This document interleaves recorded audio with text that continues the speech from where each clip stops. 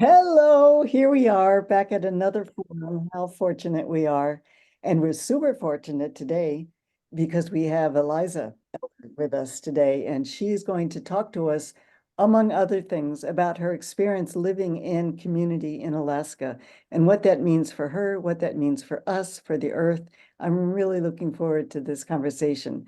So, as always, feel free to do the hand raise thing where we can call on you to speak or write in the chat, and we'll monitor that and see what you've got to say. So we'll let Eliza take it the way that she wants to play the game here, and welcome you, Eliza, with open arms and great appreciation.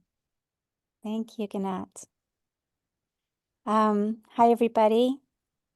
My name is Eliza Eller, and I, along with my parents, Kathy and Barry Creighton, and a few other families, Victoria and Michael Beckerer, and Bill and Megan Johnson, back in 1980 something,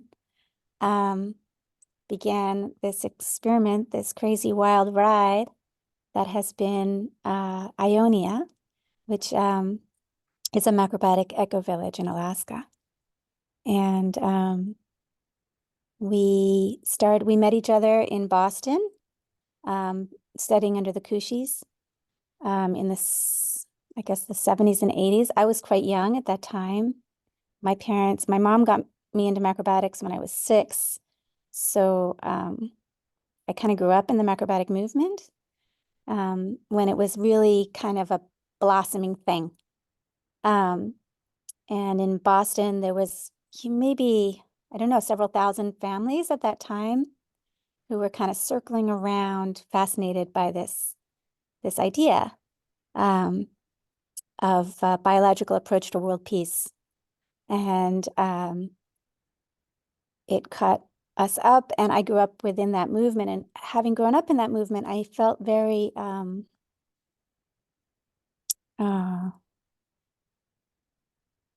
different. I didn't feel in culture. I didn't feel like I belonged in the neighborhoods and the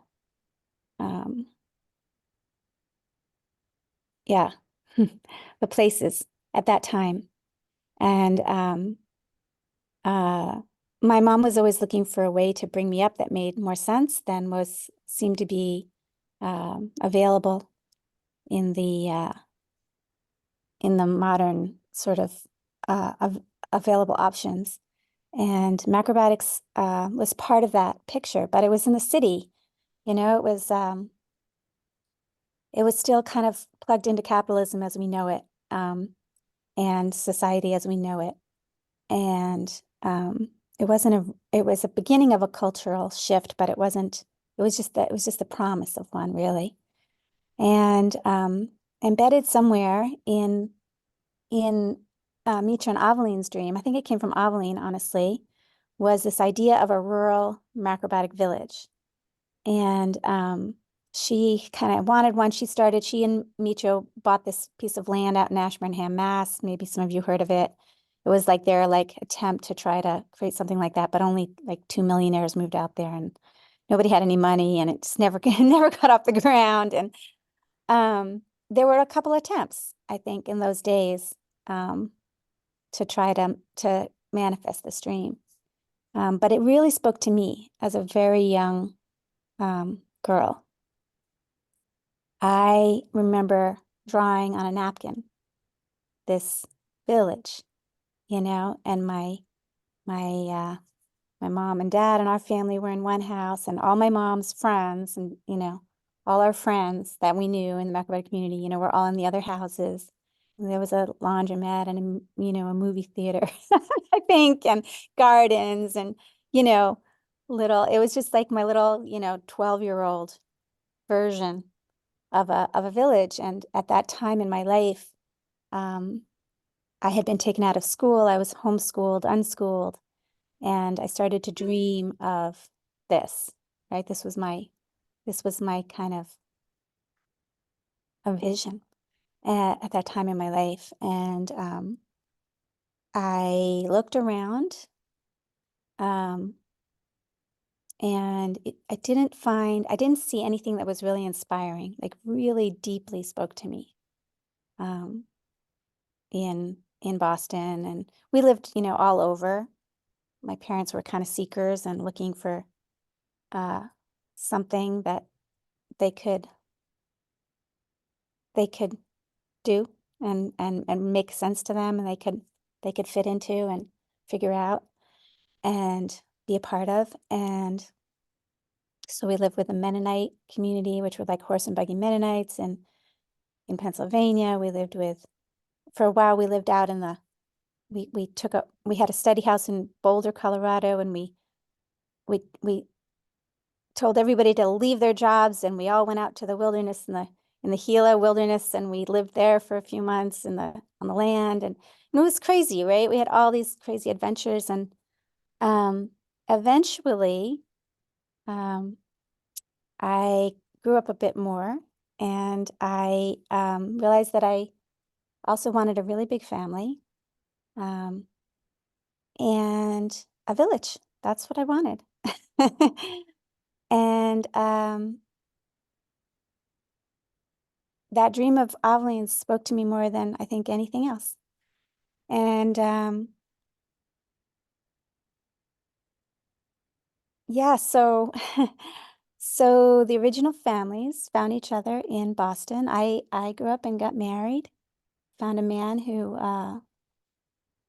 had this kind of desperation and this kind of ability to dig deep, um, and was fascinated also by this image of kind of like making a new society, right? And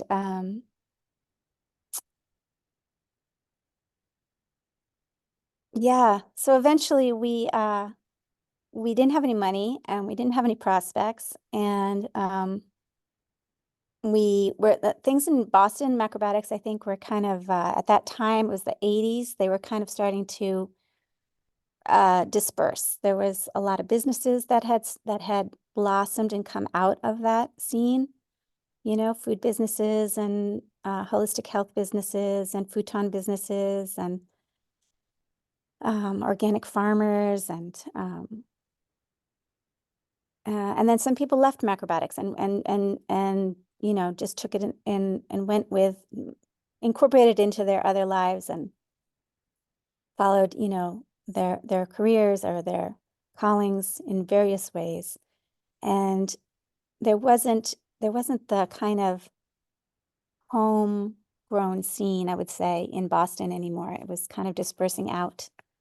Um, and we also left, but we left with a group of families, and we traveled across the country and got to California, stayed at a summer camp for a while, um, ended up in Oregon looking for a place, not having any money, trying to figure it out. How would we do this? Um, and Alaska started to call. And it was not me who wanted to come to Alaska.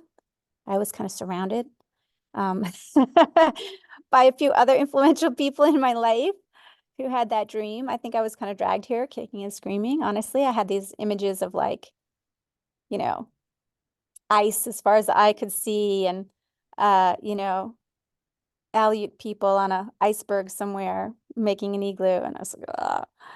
Um, but um, unfortunately, Alaska isn't quite that uncivilized. There are cities here and towns, and we drove up 5 families originally, and then we drove up first to Anchorage for a year, and we lived in apartments there, and we started to look at land. And eventually, we found this piece of land here in Kasilof on the Kenai Peninsula. And it wasn't an ideal or beautiful or prime piece of real estate. It was affordable. It was flat. It was near the ocean. Um, it was $300 down and $300 a month for the rest of our lives. We could afford that. Um, And in Alaska, there's something called the Permanent Fund, which is a source of funding for all the citizens here of Alaska. It's oil money is what it is, but it's a huge savings account that the state created back in the oil boom days and now pays out dividends to people who live here. At that time, the original families of Ionia, we had a lot of kids. I started to have children. My husband and I had, I think, 3 or 4 at that time. I was young. I was a young mother, but determined to have a very large family. The other families also were coming out of Boston Macrobiotics. There was a lot of big families that came out of Boston Macrobiotics. They all kind of threw birth control out the window. You know, it was a very idealistic time, you know, all natural. And so anyway, long story short, there were a lot of us, you know, there was 10 adults and I don't know how many kids at that time, probably 20 kids, all between all of us, maybe more, 25 kids. And each man, woman, and child got this check, right? So from this annual dividend. So what we decided to do was pool this money together. And I remember that first year when we pooled that money, it was the most money I had ever seen in one place, anywhere, right? I mean, I don't know how much it was. Maybe it was 40 or 60,000, maybe, probably $40,000. But whatever it was enough to get us started. And it spoke to the power of cooperation and mutual support.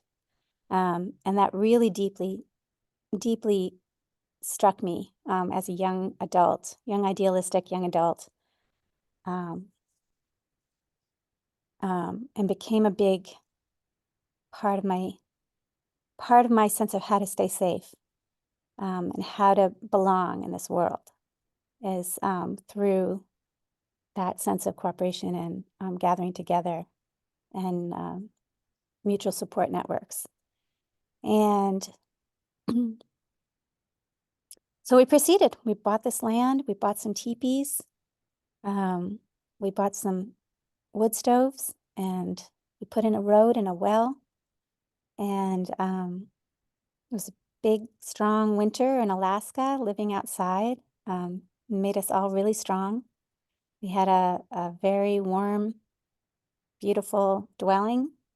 And the next year we started to build, and we built with logs, and which was kind of the European way of building, you know, the traditional European way of building in Alaska. We met this crazy logger, and he showed us the way. He said, "Oh yeah, you can build a house in 3 days, no problem," you know, and we believed him. We were very gullible and idealistic and desperate, and we wanted to make a home. We wanted to make a home for our families, wanted to make a home for macrobiotics. We wanted to create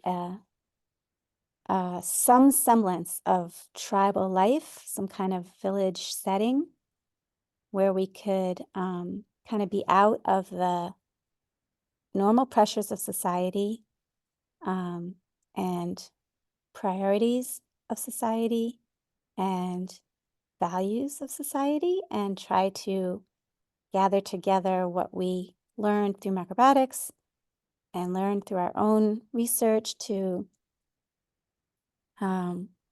create more of our own values and our own rules for living, I guess, and way of life.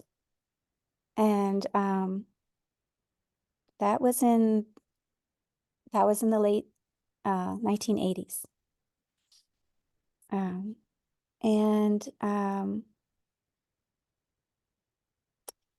in some ways, I would say we've been wildly successful.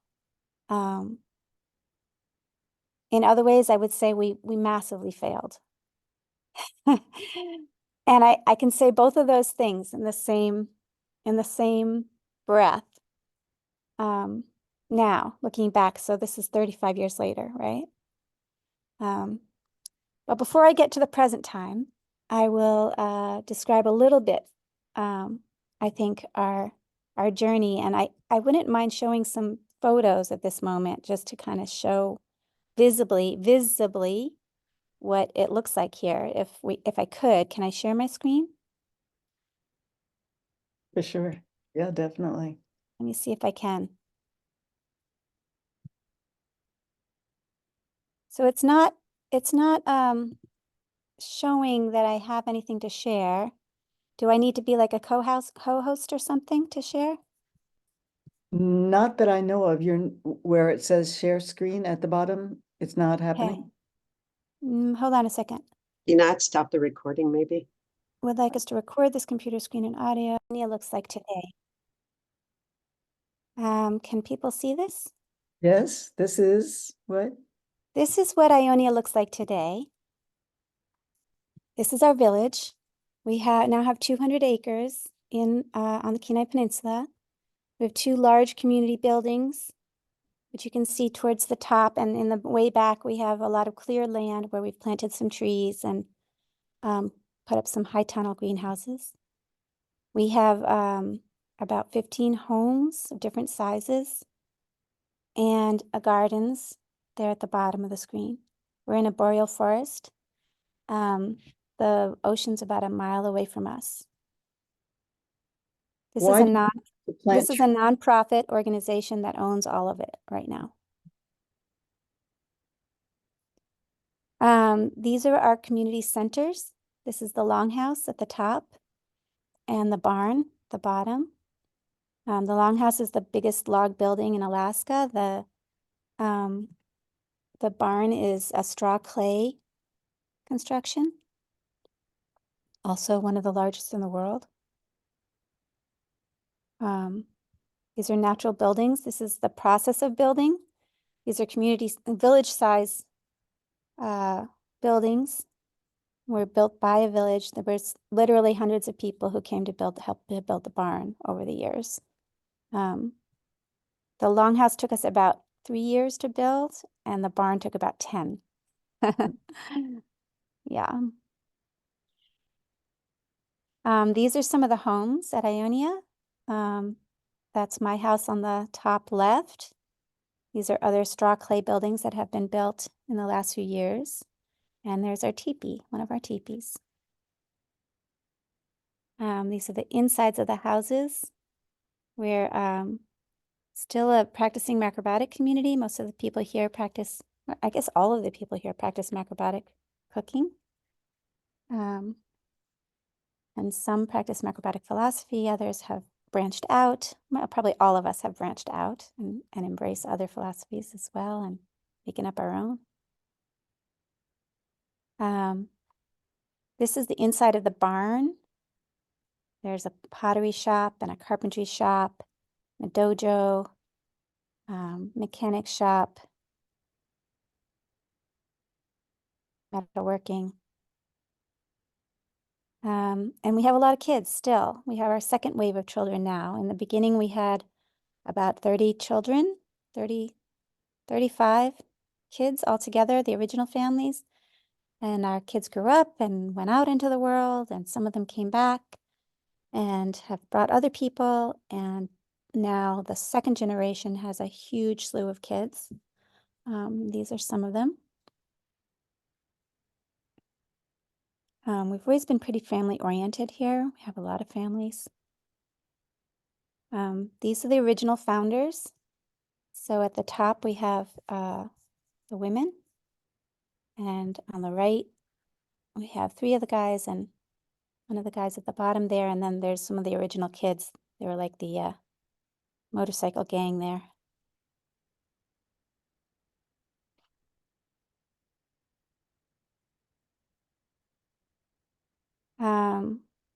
These are some of the ways that we've met over the years and worked with each other. All different kinds of groups and circles and meetings. For many years, we had daily meetings in the mornings for like 2 hours. Haven't been that way for a while. We've tried different kinds of approaches to meetings. I think the top left is a sex ed group that was happening with all the young people. The The bottom right is just one of our daily morning meetings, sort of traditional Ionia style, just very open and non-structured. Um, the, t- the bottom left is something called a forum that was a highly structured group circle that we learned for a few years, practiced. And we're in Alaska, so there's a lot of nature. There's a lot of winter. There's a lot of mountains. There's a lot of outdoors. Yeah, that's a lot of our life.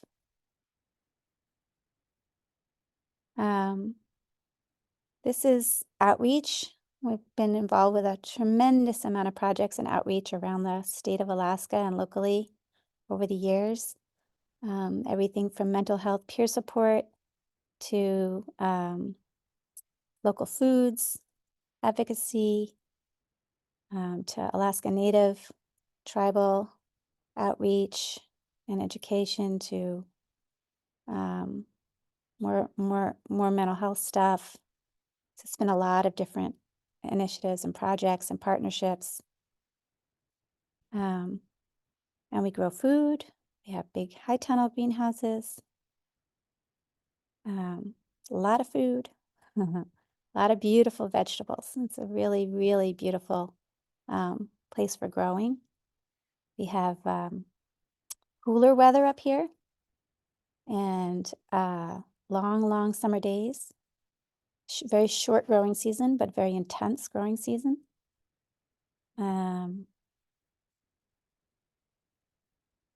And we also gather wild foods. We gather wild seaweeds.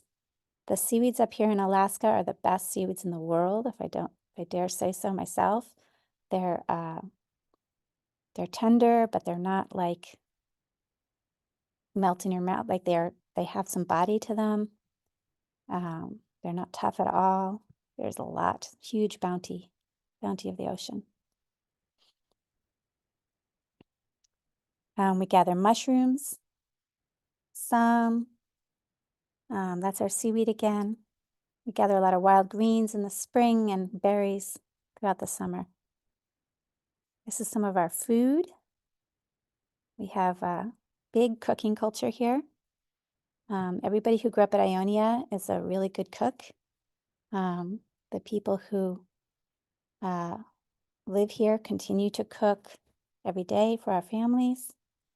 And we do ferments. We do breads and miso and all kinds of krauts and kimchis and experiments with vinegars and mead, and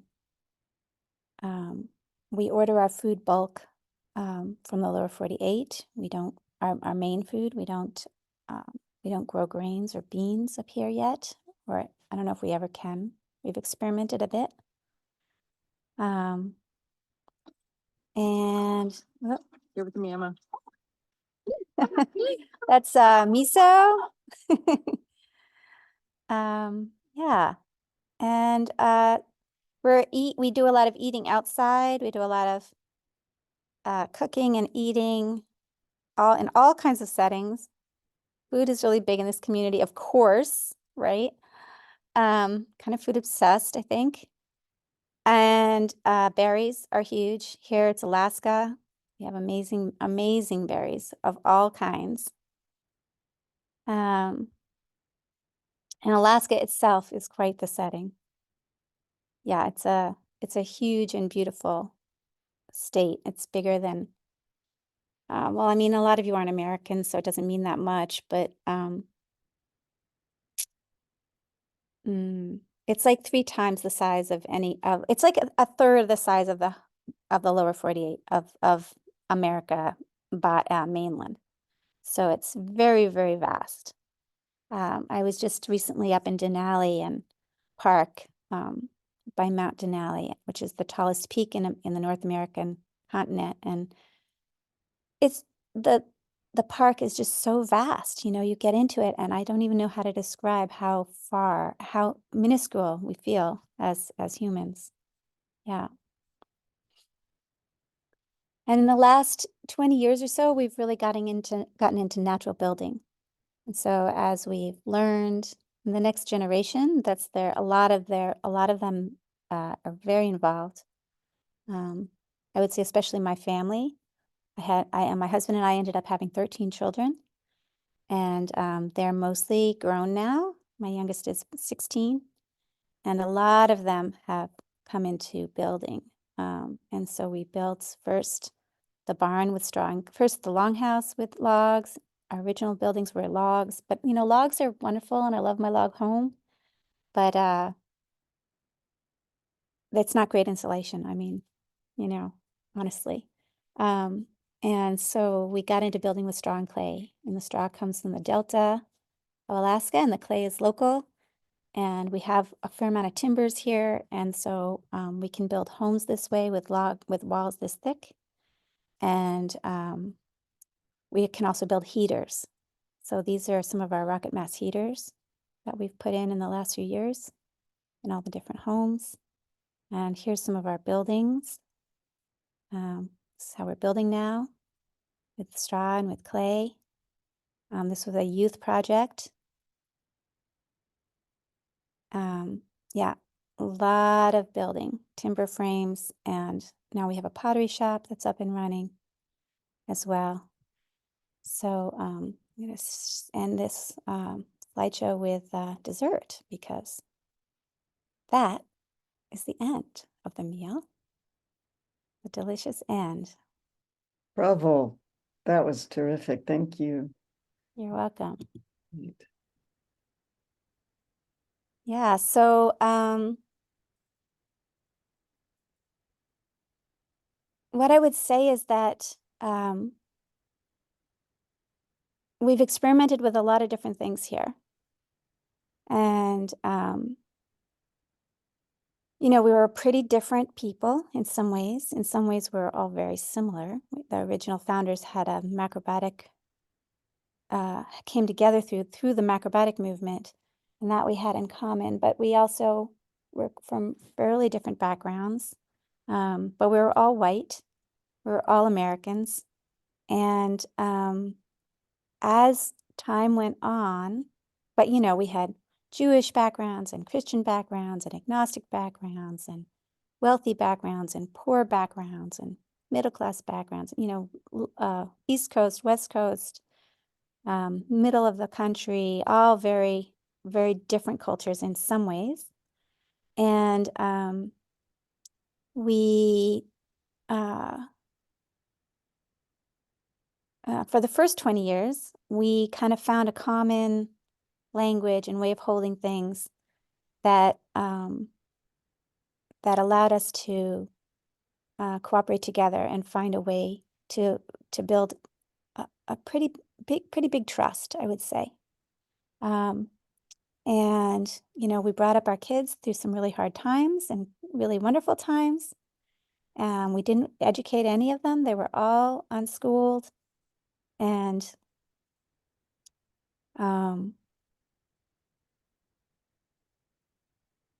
then they grew up, and we grew up, and a couple of the original founders passed away, and one of them left, and the second generation and the new folks coming in didn't have that, although there was three things I would say that changed. This is like 20 years in, right? 25 years in.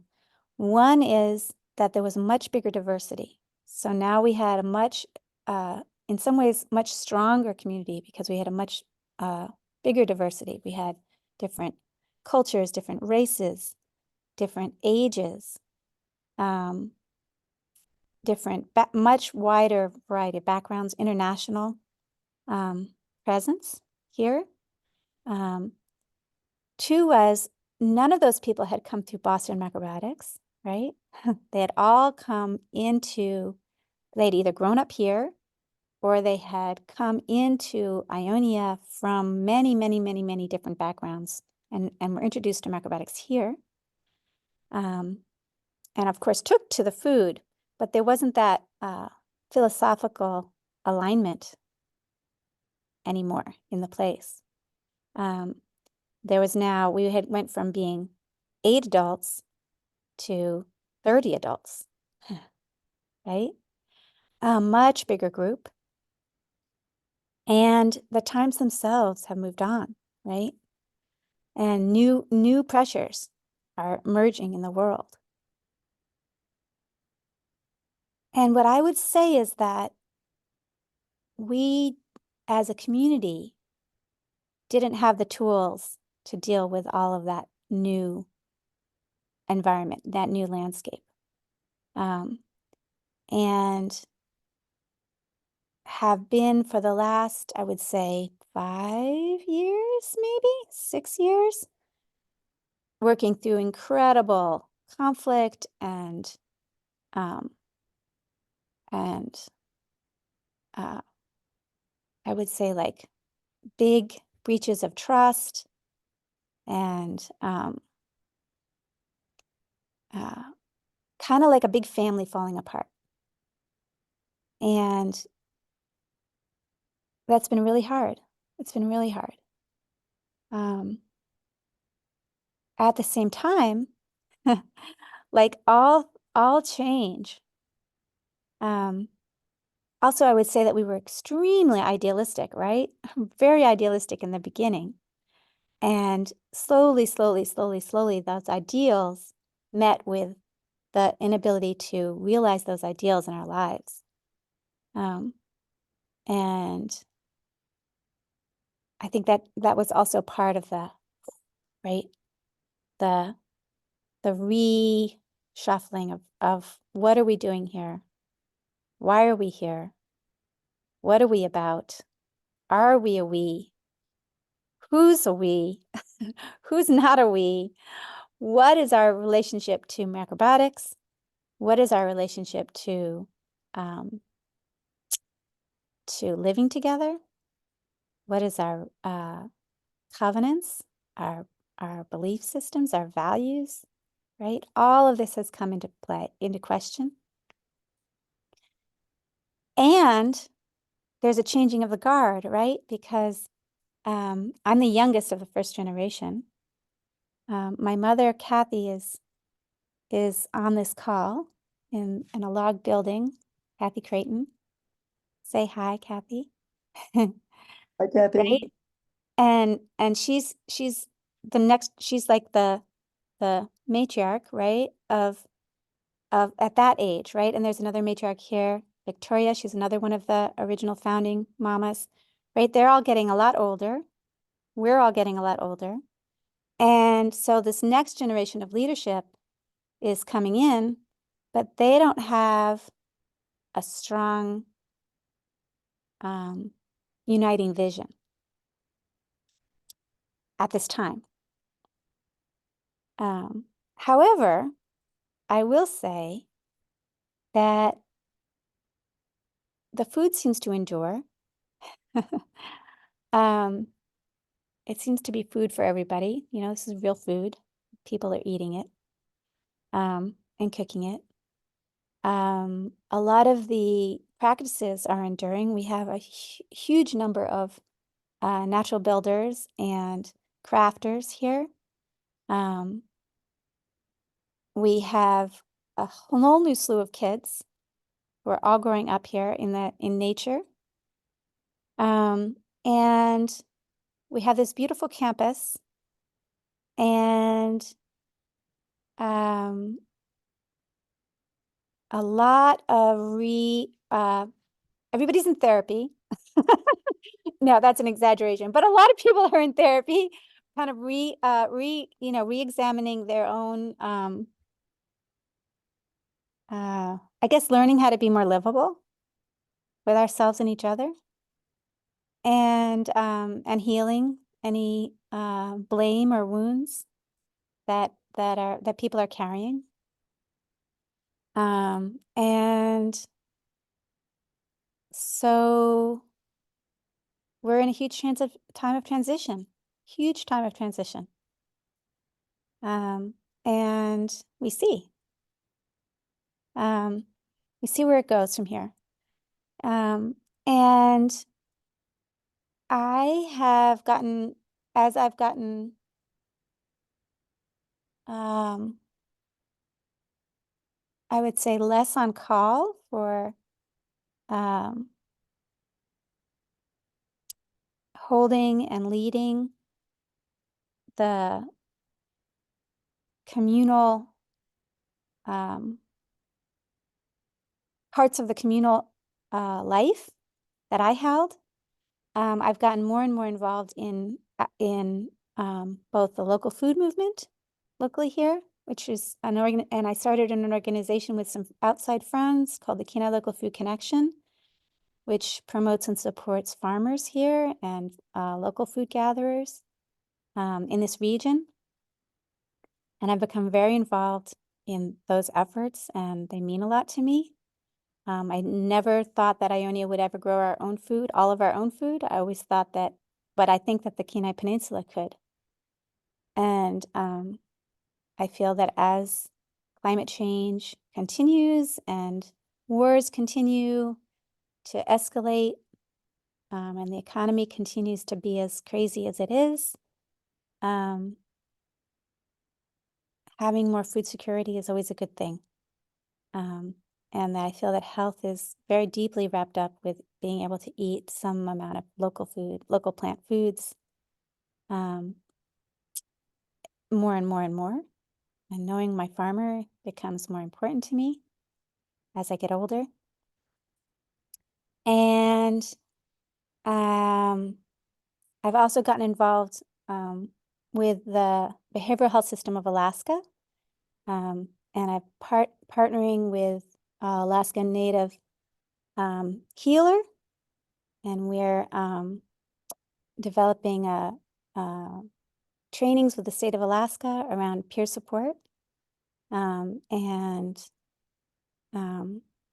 going around Alaska and sharing skills around traditional ways of healing, as well as this discipline we call peer support, which has to do with walking beside people as they're in distressful places. And I'm seeing some questions. So that's what I've gotten involved in. My husband is still very, very involved with he's like the maintenance man around here. He maintains this huge campus almost single-handedly. My sons, and therefore me and he, are also super involved with natural building projects, both on the property and off the property. I have some daughters who are going to school now and, figuring out who they are in the world. I have 13 kids, so only about 5 of them are here. So they're all over and we visit them fairly often. So I'm looking at the questions in the chat. There's a question of how do we manage finances? How do they manage ownership and passing of ownership along? How have unschooled children transitioned into society? Okay, those are,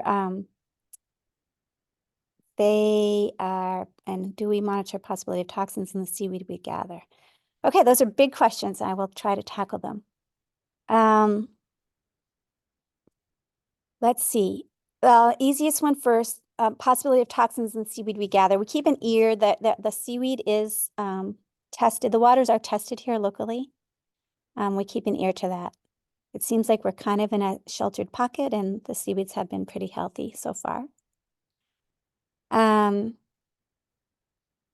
do we manage finances? So it's a big question. We used to be completely communal. We're the sort of like the kibbutz, right? In Israel, we were pretty much an Alaskan kibbutz, very much so for many, many years, like 24 years. And we had income coming in from different sources. Some of the original founders had disability incomes, and And so those were put into the pot. We had different contracts with the transportation system locally to give rides, like because we had a shared transportation system. We didn't all have our own cars. We had one car that that gave everybody rides, and then eventually 2 cars and 3 cars, but still, right? 30 adults, 3 cars, 50 people, 3 cars. So we made money that way. Pulling together our permanent funds continued to be a big source of income for us. And then in the last 2 decades, I would say, 15 years, we've gotten grants from the state of Alaska for providing peer support services and food for health classes around the state. And that has sustained the community to a certain point. And then about 10 years ago, I would say, my husband got his inheritance from he was wealthy. His mom had a couple $1 million that she gave him. And instead of giving it to us, we gave it to the community and created an endowment fund. And that gives the community about $100,000 a year. Also, another family put in their inheritance money, and which was less, but still everything they had, which is the same amount, really. Yeah, and as the founders got inheritances, if they got any, no matter what amount, it kind of went into different parts of this place, so the land and the endowment. And so that provided us some income. Now, about 7 years ago, that communist model, that fully all-in model, kind of fell apart. And so now I would call us kind of a heavily subsidized socialist system. Because Ionia itself still has some money, so it pays for a lot of the basics. But everybody has to figure themselves out one way or the other. And so a whole bunch of burgeoning new businesses have emerged, micro businesses have emerged in the last 10 years, 7 years. And that's been kind of exciting too, to watch happen. And it's been, people are doing everything from teaching music classes to building furniture to doing timber frames to becoming a midwife assistant to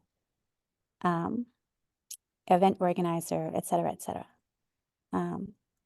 And all of those things are have kind of, I feel in some ways kind of a new experiment in finding ways to manage manage income without being fully in a capitalist society, which kind of runs over the planet in exchange, in exchange for kind of being the almighty dollar, right? Being able to survive financially. And so being able to step out of that a little bit and start to create cooperative businesses that are more sustainably mindful of ecology and the planet, and human friendly has I feel like this is kind of the next research over the next 30 years for this generation. Ownership, huge issue, right? So Ionia is currently a nonprofit. Everything here is owned by the nonprofit. The board members are residents, second-generation residents currently. And that's it. That's the ownership. That could go on in perpetuity if the will is there, if the vision is there to keep it that way. We shall see. Next question is, how have unschooled school children transitioned into society? I would say it's a real mixed bag. Some of them did really, really well, like really well. And by that, I don't mean they're rich or financially wealthy. I just mean that they transitioned easily. They figured it out. They were good thinkers. They have their wits about them. They were able to make the transition pretty easily. Others, it was much more difficult. They felt really kind of disabled from the skills needed to thrive in modern times. Some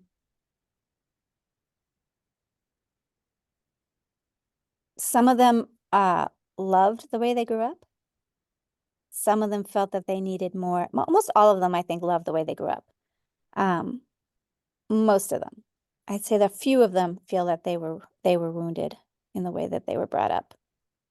You know, if you have that many kids, it's probably always going to be that way, but nevertheless, it was that way for us. And a few of them are bringing their kids up here. Like, you know, there's a whole slew of them that are bringing their kids up here because they really like the way and valued the way they were brought up. And then a lot of them feel that they wanted a little more structure than they were given. I think that we swung away from any kind of structure because of the way that the founders were brought up. Not me, but the other founders were brought up with a lot of schooling and discipline and religion. And they were pretty much done with all that and really wanted to go a different way. And I was brought up, for the most part, unschooled. And so for me, it worked. And so I had no need for school. But now, my youngest kids are all the youngest kids that are teens, like the teens are now really going for school. And we do have some kids who came from that unschooling background who went on and got their masters or went on and got their college degrees. So there's all kinds of variety of what they have done as adults. Like the whole gamut, I would say. I'm a proud unschooler personally. Like, I don't feel like I ever missed anything. I was able to learn everything I needed to learn and survive and thrive quite well in the nonprofit world, which is mostly where I do my business. So anyway, it seems kind of like school, I would say. It seems to, the experiment of Ionia has shown that it depends a lot on the person. Like each child is really different, even from the same families. It's fascinating. What is in each person that doesn't come from their families and doesn't come from their environment. Yeah. Eliza, Other questions? I have a question. Talk to us about the vision, and do you still hold it, about how does community support humanity and support the earth and support yourselves? Do you still hold that vision? I do. I do still hold that vision. For me, the vision is about mutual support, reciprocity with each other and with the earth. And gathering together, I feel like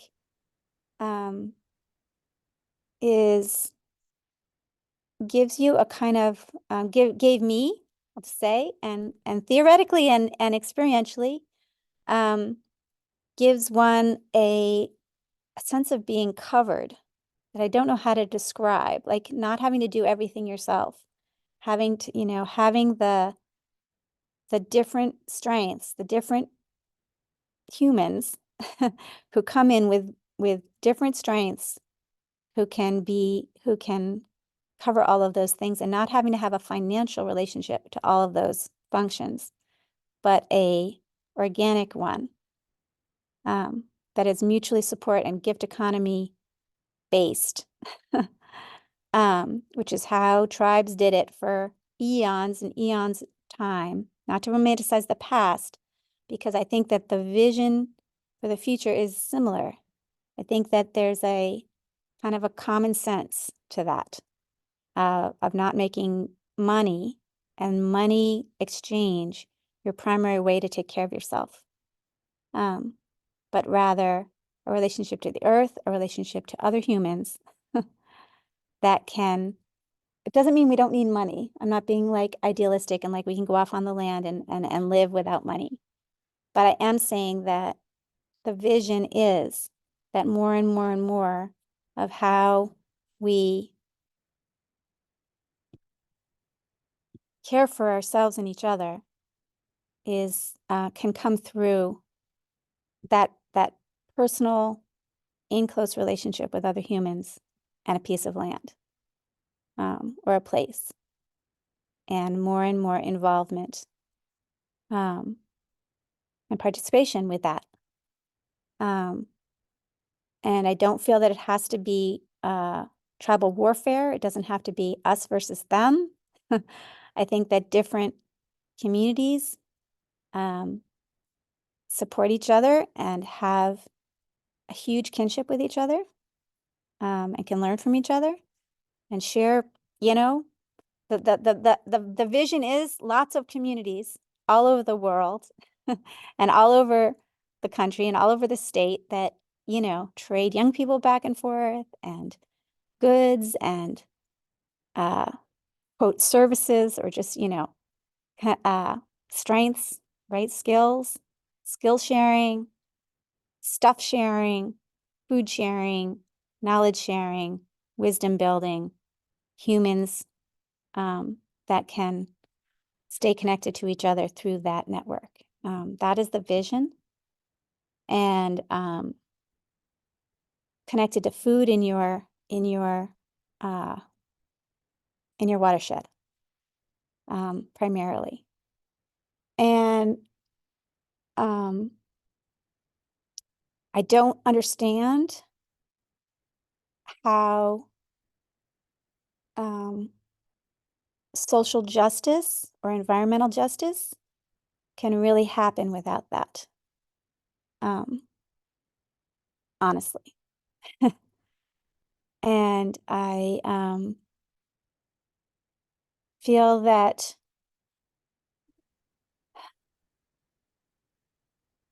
we did a lot of things wrong here. We never really addressed governance and power and boundaries and a lot of things. We had a philosophy about emotions that I think was an emotional processing that I think, and our emotional bodies and caring for our emotional bodies, that I think was just plain wrong, inaccurate, didn't work very well. On the other hand, I think there was a tremendous amount of emotional work and we were very, very self-reflective here in many ways. And we really learned how to pick it up and not be victimized. So there's also some incredible strengths that we brought to the table, and that we explored. And I feel like this dream isn't over. Like, there's so much more to learn about how to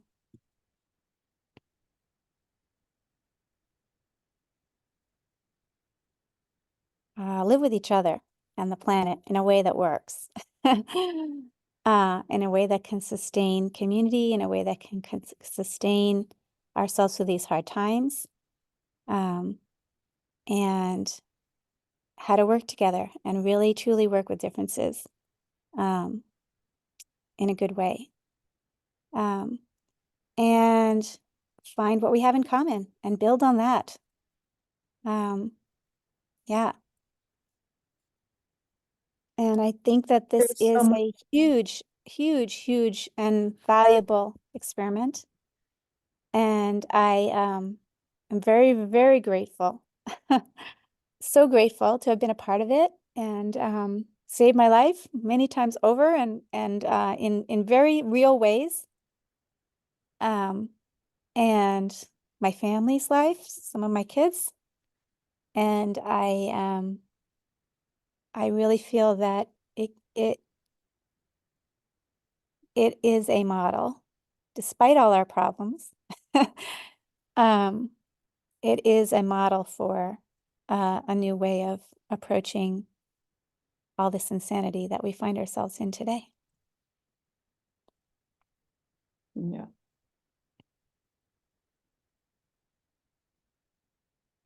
One more question. I know that there are others as well. Your understanding or practice of macrobiotics today is without the philosophy as taught by Mishokushi and all the founding teachers here. And it sounds like what I understood is it's mostly menu. It's mostly food and what you eat and how it's prepared and that kind of thing. No, I wouldn't say that. I would say that the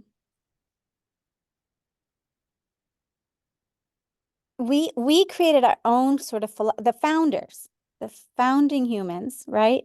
We kind of resonated a philosophy based on the idea of the great year, the 24,000 year season that was within macrobiotic folklore, and we kind of took that and ran with it, and we really developed it, and we created a way of viewing the world that made our thoughts and our attitudes food, just like physical food, right? And so the idea that there was a kitchen that would cook up our physical food, but there was also a thought kitchen, if you will. We called it an in kitchen that cooked up our attitudes and our points of view about things every day. And that's why we had those daily meetings, because those two pieces were the foundation of our community. The food and the thought food, right? Literally cooking, both taking cooking every day. That was the original founding strength, I would say, the bond, the glue that created this place. In the last 10 years, last 15 years, those ideas have receded to the background as new people have come in. We weren't able to inspire them about this idea. They had their own ideas, right? Other thought streams have come in, other philosophies, looking at life, different ways of viewing things. And in some ways, that's been incredibly good, I would say, incredibly positive, because it has allowed new thought streams to come in. It has allowed for a diversity of thinking. It has allowed for new tools that I felt like we really needed. And in other ways, it has made us much less certain what we're about. And less resonant as a community to have, this is what we believe. This is what we do. This is what we think. Now there's what I think, and there's what Kathy thinks, and there's what Gregory thinks, and there's what Anne thinks, and there's what, right? Everybody has their own ideas, right? And in some ways, we all still have roots. You can see it. If you see the roots that we came from, you can see them in almost everybody that grew up here, but not in a lot of the people who came here. And so now we have just a much more broad, much more variety of philosophies. I would say, however, that some of the original macrobiotic philosophies are still very much in the place. They're just not of the place, if you would, if that makes sense. And I would also say that the food, for whatever reasons, seems to be more broadly accepted and picked up.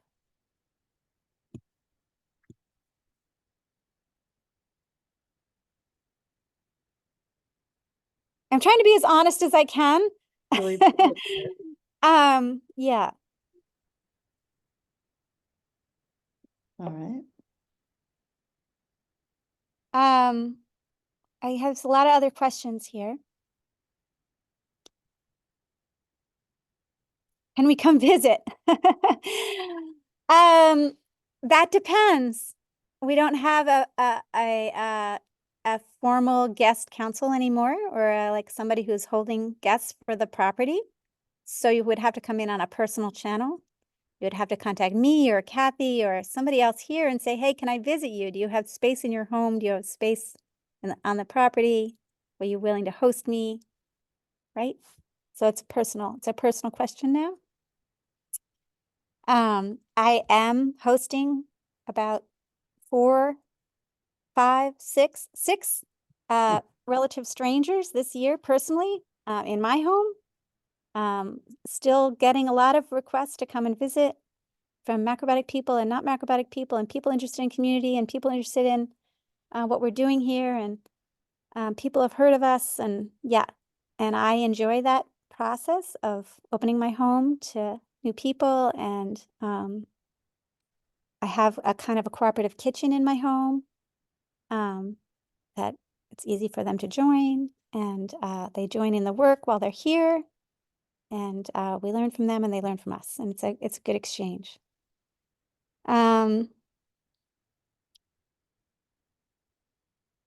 What is the attitude of the most recent members toward the community? Well, I would say that the most recent members are part of the community now. So they don't have an attitude towards the community. They have an attitude that they are part of the community, and it's as wide a variety as there are new members. They have everything from extreme value to extreme push off. It's a really fascinating thing to move into a place and then push off of everything that it is about. But we have this going on. And I just say, well, that's probably because we are not an ideal place, right? We have all these problems. And so we're easy to shoot at, very easy. Does someone have to be voted in, or they just come and stay? Yeah, we're an unbelievably unstructured place. We've always been very unstructured. We've had no like policies, almost no policies, and no rules, and no way of governing, and no way of creating of any structure whatsoever, except this nonprofit structure that's kind of like our legal structure in the background, but it doesn't really have any voting power. It's a mess. It's a huge mess. It's just like a gigantic organic, crazy, experiment. And I think that there's a desire now to get more structure, because what we discovered, I mean, organic things are amazing. They're really, really strong in many ways. But there's also this capacity to have like the strong personalities just take over, right? And those who feel less seen and less able to speak up and less ability to advocate for themselves feel run over. And this is what we've seen. And it's seen in so many movements this has happened. And as somebody, as a matriarch here who has a lot of power, and a lot of voice and a lot of agency, I'm also somebody who has created and done a tremendous amount and held a huge amount of this place. I see that I don't know how to really slow down enough to really ask everyone to step in enough to really share that power well. And this is what I feel like I'm learning. And it's a huge learning curve. And one that I think is well worth learning. Yeah. How do we decide if a new family is allowed to join? Again, there just seemed to be some people we couldn't get rid of. So they stayed, what can I say? They just belonged and they knew that, and so they stayed. That's what it's been so far. No structure. There's a lot of people who would like structure, who would like to be able to choose who we live with, and have some kind of a process of acceptance that is there's a word for it. It's like chosen. It's like conscious, right? Instead of it just kind of happening, right? Willy-nilly. The willy-nilly is awesome because it's organic and it's, quote, natural, right?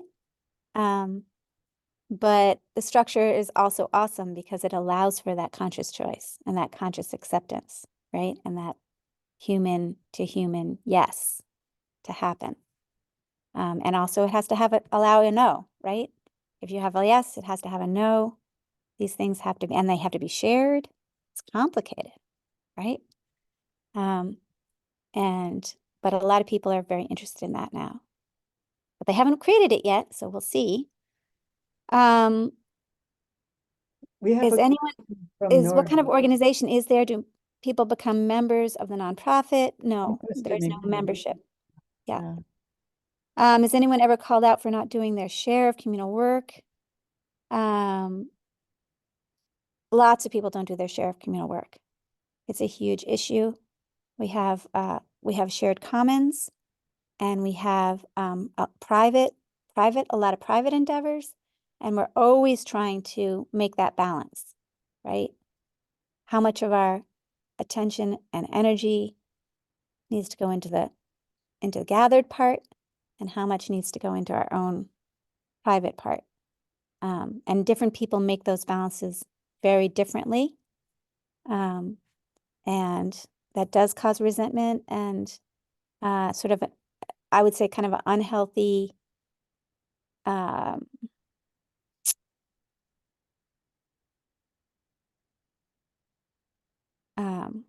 distribution of labor. But on the other hand, when we were a smaller group, everybody showed up for everything.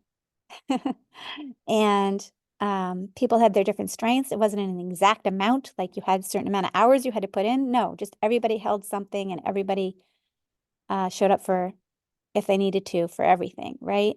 That was the original group, and lasted for a good 20 years, I would say. And then slowly we lost that. I saw that all the houses had blue roofs. Is there any reason for that? The homes in Lahaina, Hawaii that had blue roofs did not burn in so-called firestorms. Really? Fascinating. No, we just liked blue in the beginning. But maybe our intuition was speaking to us in some way. We do have fires here, so that's fascinating. Let's bring in Norio, has been waiting with his hand held. Hi, Norio. I can't hear you. No, what happened? Where'd you go, Norio? Hello. Yeah. Okay. I just muted myself. Can you hear me okay now? Yeah. Ginat? Yes. Okay. Hey, thank you, Eliza. It's great to see you. And thank you, Kathy, for the starting this place. It's a gem of a place. What little I know about it, anyway. I don't really have a question. I just want to say that what you're doing there is what I imagined Beckett was going to be like. And 20 years ago, I told my dad, look, I shared with him my vision of what possibility of Beckett is, that it would be an agriculturally based community. And anyway, so what I see you're doing is what I had envisioned for Beckett. And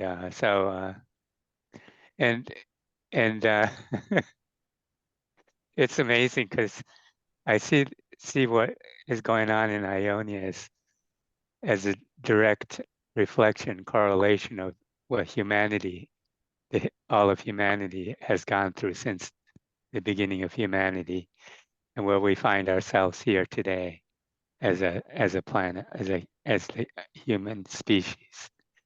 And so so I find that beautiful, and and and and basically what I see we're here for as humanity is discovering what it is to be human, truly human. What is that?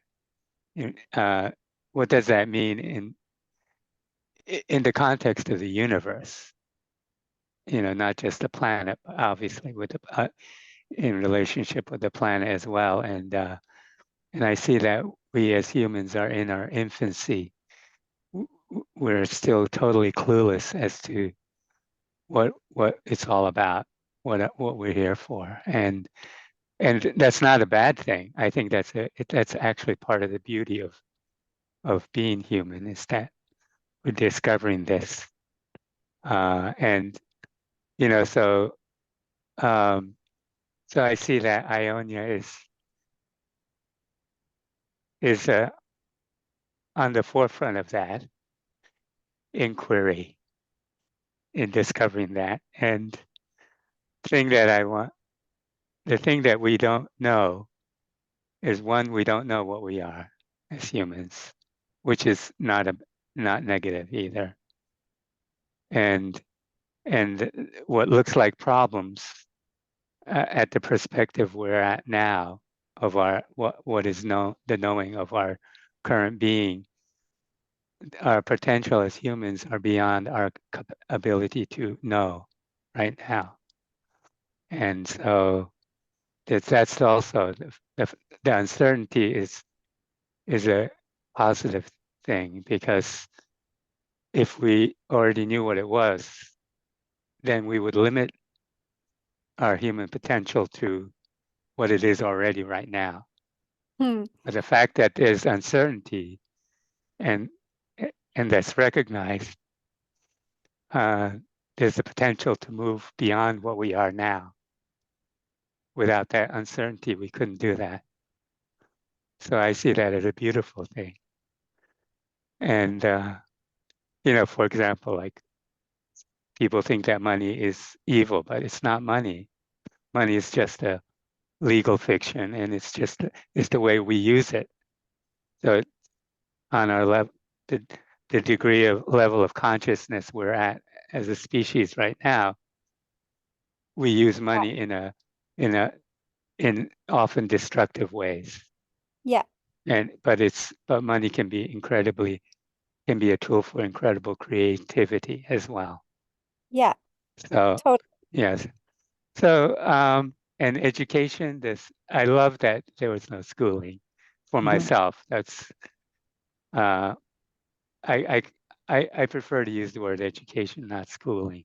And when I was 14, I was sitting in English class, which I was failing in. Looking outside, it was an April spring day, and it was beautiful outside. I was looking at the clock and everything, and waiting for the class to get over. And as I'm sitting there, it finally hit me that this whole school system that of grading and everything, I thought, here I am sitting there accepting their grading system and judging myself through this arbitrary grading system. And I thought how stupid that was for me to think that had anything to do with me. Anyway, and Yeah. and I so know. My 16-year-old daughter is going away to boarding school, and I'm just like praying and hoping that I got enough anti-school values in her to realize that she is not whatever they say she is. Like, that is not who she is. It's just a game. Go play it. Have fun. yeah, and I saw all the problems of the world I saw began with the schooling. Anyway, so I went home and I told my mother, I'm finished with school. I'm not going back. And she never asked me a single question. She said, okay. She just accepted it. That's And awesome. Good for I her. haven't regretted it since. I'm the Nice. only one of the 5 kids that did that. So Yeah. so I appreciate that, no schooling. And I don't, and that doesn't mean that I'm not against structure. nor am I against education. I'm not, Yeah.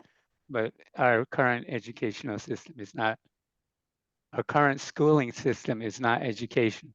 It's brainwashing past things of the past, learning things of the past, and suppressing creativity, and looking at uncertainty as negative. That we have to be certain about our future. We need to control our destiny, all that. And we don't recognize we're closing ourselves to the natural evolution and discovering what our true being of human is, being humanity. And so it's not, I'm not against this education or anything. It's but what you describe and all what you consider are issues, I see as beautiful potential. It's an opening for discovering what it is to be human. And final thing I'll say is that Thank you. Thank you for saying that, Norio. it's we're continually evolving, and as humanity, and like I said, like I pointed out, what we're evolving to, our consciousness, where we are as a species, can't, it's beyond our imagination.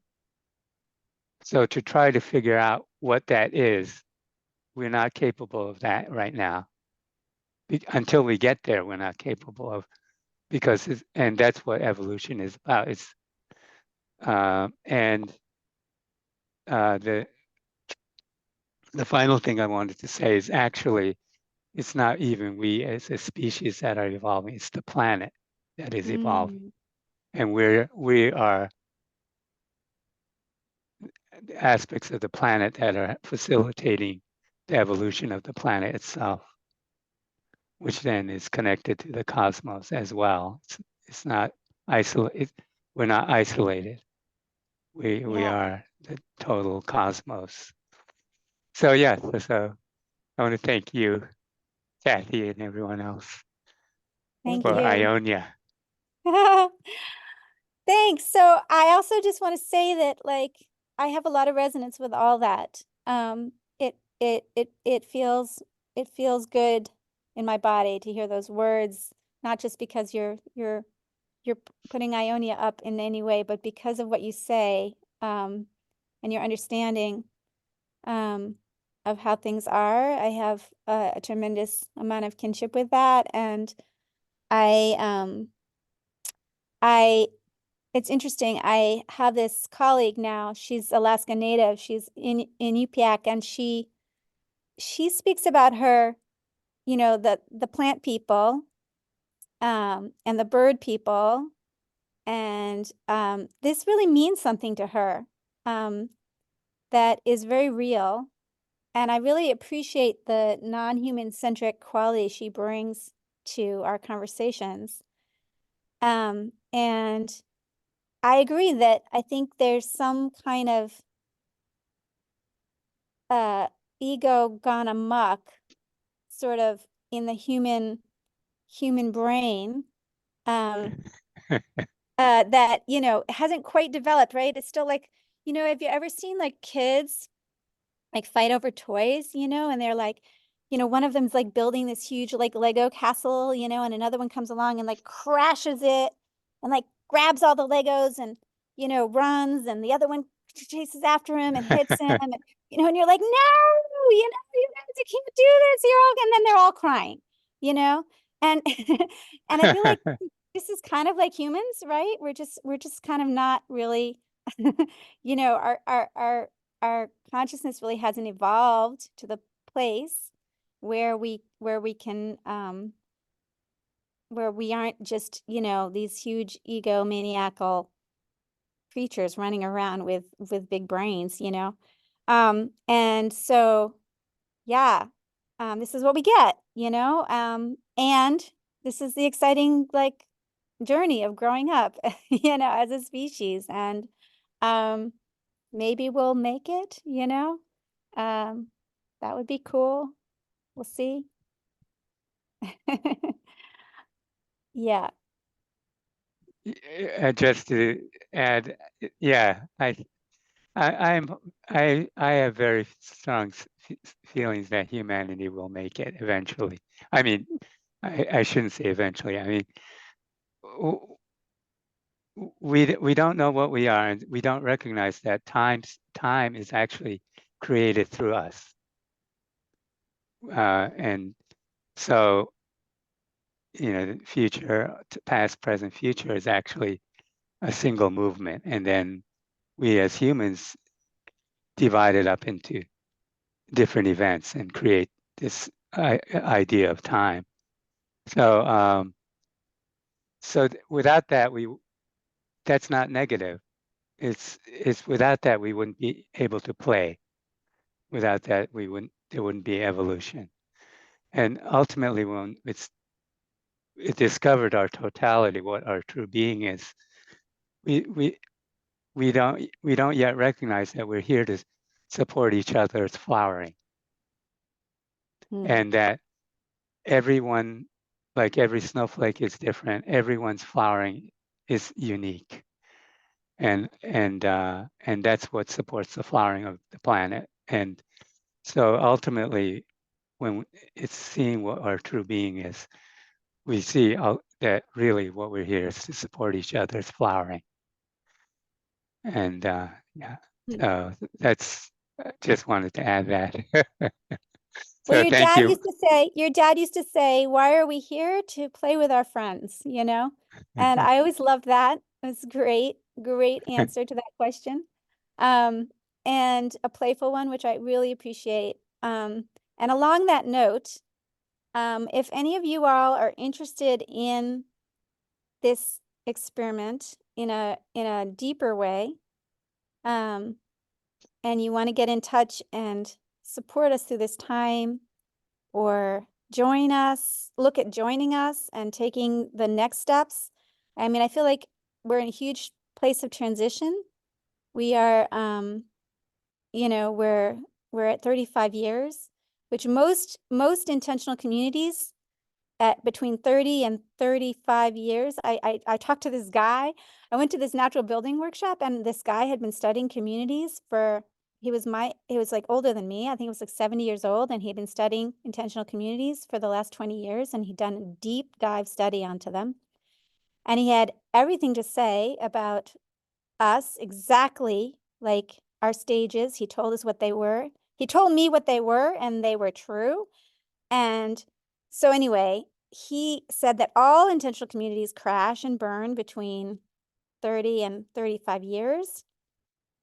And then many of them are reborn.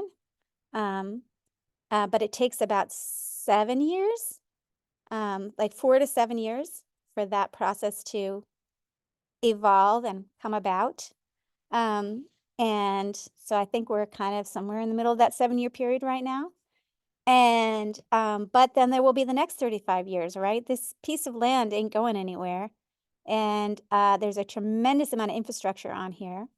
And there's some folks, there's some peoples. And uh, yeah, I just think that there's going to be something needed to bring us safely through this time and create something new that makes more sense for these times. And I don't know what that is going to involve, but I feel in my bones that it's going to involve new people. I think the people who are here, just like a marriage that falls apart, then the partners need new partners, right? I think that there's some kind of way that a new wave of people will end up being a big part of the new culture that is going to be created here. And the next steps of this dream. This is what I think. And I think those people are going to have to be younger, probably, than most of the people on this call, on this Zoom. But I don't know where they come from, and I don't know who they are, but something about the original vision of this place, I think, will need to speak to them, and they will need to take that into the next iteration. And it probably will involve more structure, and it probably will involve more um, a different relationship to money and sex and family and kids and birth control and growing food and natural building than we had. But I think that it will have some kind of like next step of the research, right? um, and some kind of that bonding idea or ideas or set of principles or um, that's strong, that's deep. Because Ionia started with a very deep vision, and I think that's what it takes, honestly, to pull it together enough to stay on the path. um, and it may become, more of a co-housing model. It may, I have no idea, and I'm not attached to the specifics. I just feel that there's I feel like there's a whole new chapter ahead, and I hope to be part of the midwifing process of that being born, if I'm lucky, as a founder. Yeah. Feel like that's a really nice summation that you've just given us, kind of where you are and where you see yourselves headed. And for me, the idea of bonding is so central to what you're talking about, and the idea of trust. That I ask you, what does it mean to be community? And you said that you're covered, that you don't have to figure everything out yourself, that you're for each other. And that's so great. That's really nice. Feels really good. I'd like to just welcome Jenny Harper. Do you have anything you'd like to add, Jenny, Virginia, or Yeah, anyone else? Jenny Harper. That's a Yeah. name. Hello, Anything? everyone. Hi, let I, me I had dental surgery on Friday, so I'm can't speak too long. But yeah, we have a lot of connection with Eliza. I've had two of her daughters in my presence and um, working with me in different projects, and it's been lovely just knowing that the community is there and learn from them. I also got invited one time to come teach, and unfortunately, family matters prevented me from it. But I've always had a desire to go there and see and experience. And I think we all have dreams, we all have intentions, and part of life is living through those, however they come to us. And I think the living part we shouldn't forget about. We always want things to evolve and be better and kind of reach that ultimate dream we have. But the living experience in itself just teaches us so much. And whatever direction things take, it's where they're meant to be at that moment, and whatever evolves from there. And I think you all are a great example of an intention of community. I grew up Spanish. I live in a Spanish community, if you will. My siblings are right near me. My daughter's right near me. And it was so important to feel that connection to people that you feel safe with, whether the blood family or not. And in Nashville here, we have a good community of conscious living people. And, yours is more tight knit, but I think if we can have the intention of wherever we are to make that better, however I can, that's always been my personal vision, that what I can contribute and make better, that's what I'm going to do. And I just send you a lot of blessings, and I think you all have a good thing going there. And as it evolves, and be really interested and seeing how it all just comes together and keeps going. Thank you for sharing. Fingers crossed. Fingers crossed. Yes, yes. Thanks, Ginny. I feel like I know you. I don't know why, but I feel like I know you most through Marisa Marinelli. Yes. Yes, that would be true. In fact, I sent her and John Price the time I was invited to go and I couldn't go. I sent them in my place, and Okay, that's how the cool. community started. Yeah. Mhm. Yeah. Yeah, she's a For friend. Jane, Jane was out in Shaw with me, and I've known Jane for Yes, quite a while. Yeah. yes, cool. Yeah, that's my daughter, Jane, for all of you Yeah. who Yeah. don't Oh, know. let's hear from Macro. Who is this? Macro This is Marie. Marisa. Surprise. This Hi.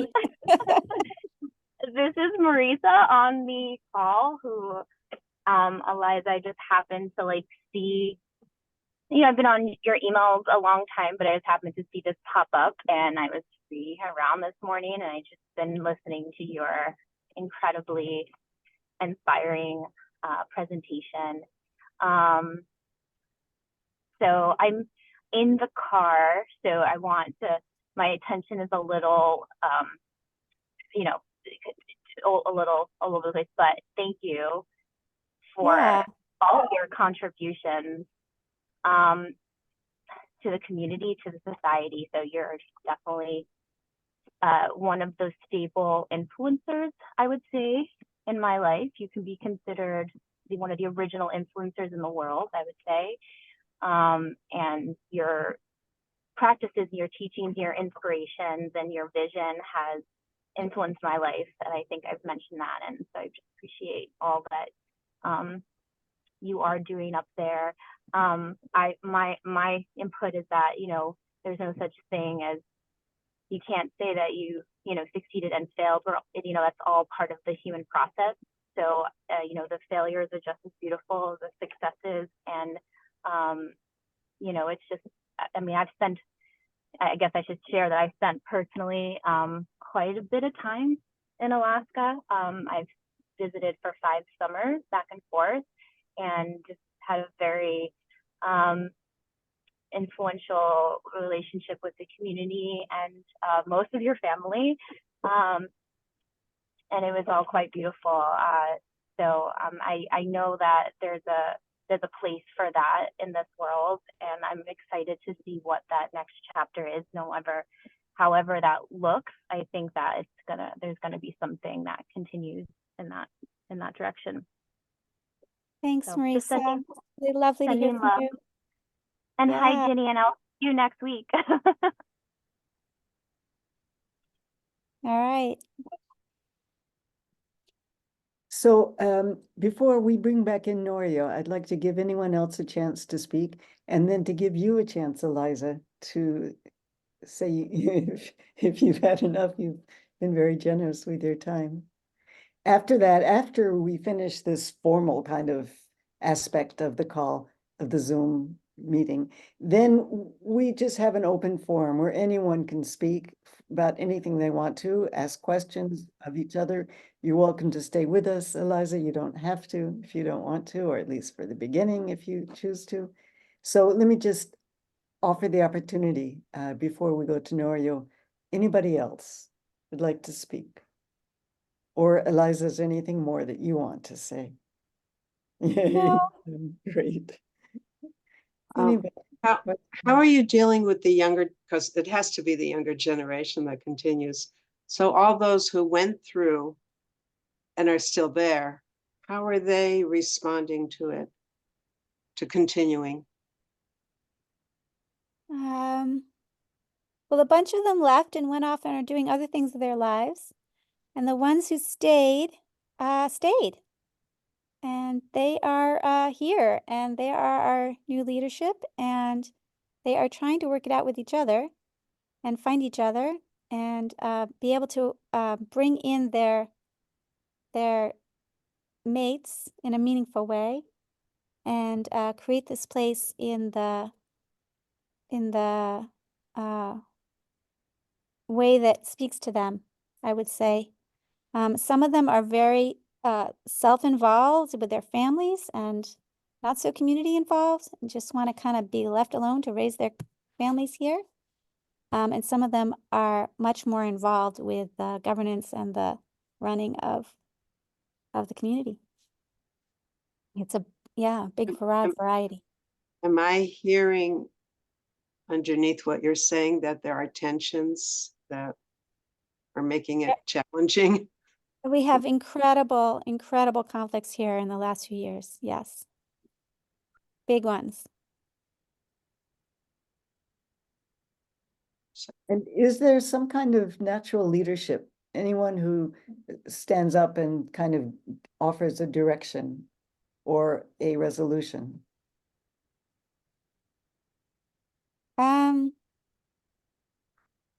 Not a resolution. I would say that there are a few leaders here who are having I don't know, it feels to me like there's kind of three groups that have kind of gathered together, and they're kind of, and when I look at them, they kind of, each group has kind of its own leadership. And I would say that those groups have somewhat different philosophies of living. And they haven't yet found a way to bridge or figure out how to work together across those different philosophies. I don't even know if it can be done. Like, philosophical gaps are pretty major in some ways.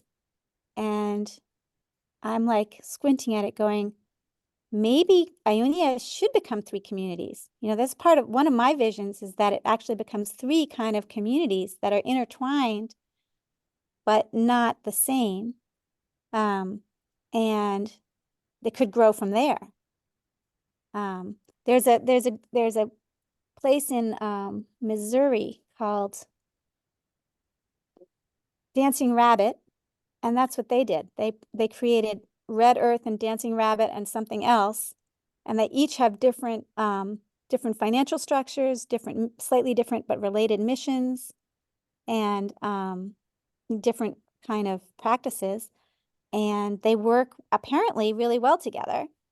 And it occurs to me that if we gave those three different groups room to move and somehow a way to function well and share that what we share, then maybe they would relax and fall in love with each other again without, you know, having to marry, but like really have that space to really express their philosophies in community. And that's one vision that I've been sort of working on, thinking about how that could happen in a good way lately. But again, I'm just a midwife in this process, right? I'm not the actual mama or the like the baby that's going to be born because of my age, because I am a founder. Just out of curiosity, the leadership in the three groups, is it predominantly male or female or both? Both, I would say, but I would say in each group, I have to think about that. I would say male, both. That's what I would say. That's from my point of view. I had a funny experience when my children were growing up, and we had to look for a new school for them. And the principal of one of the schools, it was a private school for 1 year before they went to public school, he said, "We interview all of our families because we have found that there's nothing worse than a class with too many A-type female personalities in it." I've laughed about that for, ever since. That is hilarious. Yes. And I don't know, yeah, too many, what do they say? Too many chiefs, not enough Indians. Yeah. There might be some of that. You know, Ionia was originally, I would say that Barry and Kathy provided the kind of the original leadership for this place. But the rest of us, but we weren't, I would say at the same time, we each kind of had our leadership areas. And so it was also like a very kind of mutual support, kind of even governance in a lot of ways. But that's a little bit easier, I think, with 8 adults than it is with 30. Well, Nor- why don't we kind of give our thanks and appreciation and then open it up to anyone who wants to speak. Norio, you've been waiting very patiently. There was someone else who was going to speak and has disappeared. Anyway, doesn't matter. So it's been excellent. It's been, Eliza, you're just, you're honest, and you're bringing us in with you. You're doing on this Zoom call what you described in the community as being honest and being sharing and being open and forthright and two directional, multi, can we say? Something I really appreciate. Thank you. You're being It's been here. a pleasure. Thank you so much. Great. Very good. So I'm going to, Sorry, keep us updated how it goes. Okay? I'll Yeah, try to thanks. zoom back in a few years and tell you how it all resolved. let's take us over to a gallery view so that we can see all of each other. And you don't need me anymore. We can start off with Norio if you like. You don't need me to call on you. Just jump in, whatever it is you want to say. Eliza, you're welcome to stay as long as you like. People may have questions, or the conversation can shift now to whatever anyone wants to bring up, whatever questions, comments, etc. So let's start with Norio and then just go ahead from there. Thank you again, Eliza. Thank you. Thank you, Ginat. Thank you, Eliza, and hello to Virginia also. So, but I just wanted to make a comment regarding the macrobiotic philosophy and all that. I mean, initially it was, I knew George Osawa, and I considered him, I called him Oji-chan, which means grandfather. And so I recently, in August 2021, I was diagnosed with cancer, and now supposedly I've been cancer-free for 5 months. And I'm planning on going back on the road, driving my trucks in another week or so. But anyway, what I wanted to point out is that cancer is not a disease. And this is what George Osawa was teaching, actually. And so the only disease is in our thinking, is what we think cancer is. That's the disease. It's the cancer itself is not the disease. So any disease like cancer is kind of, it's the universe attempting to point us to, hey, wake up, there's something more here to what you are, not, and so it's all it is pointing. It's a gift. So anyway, I just wanted to add that the disease is not the cancer.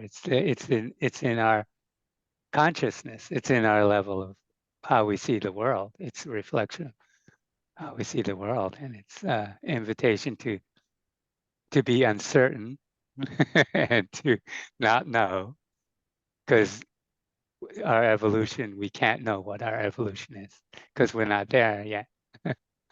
So anyways, and to be open to that, and to discover, to be curious, be a childlike curiosity. So that's what I see as, that was what I see as cancer. So that's all.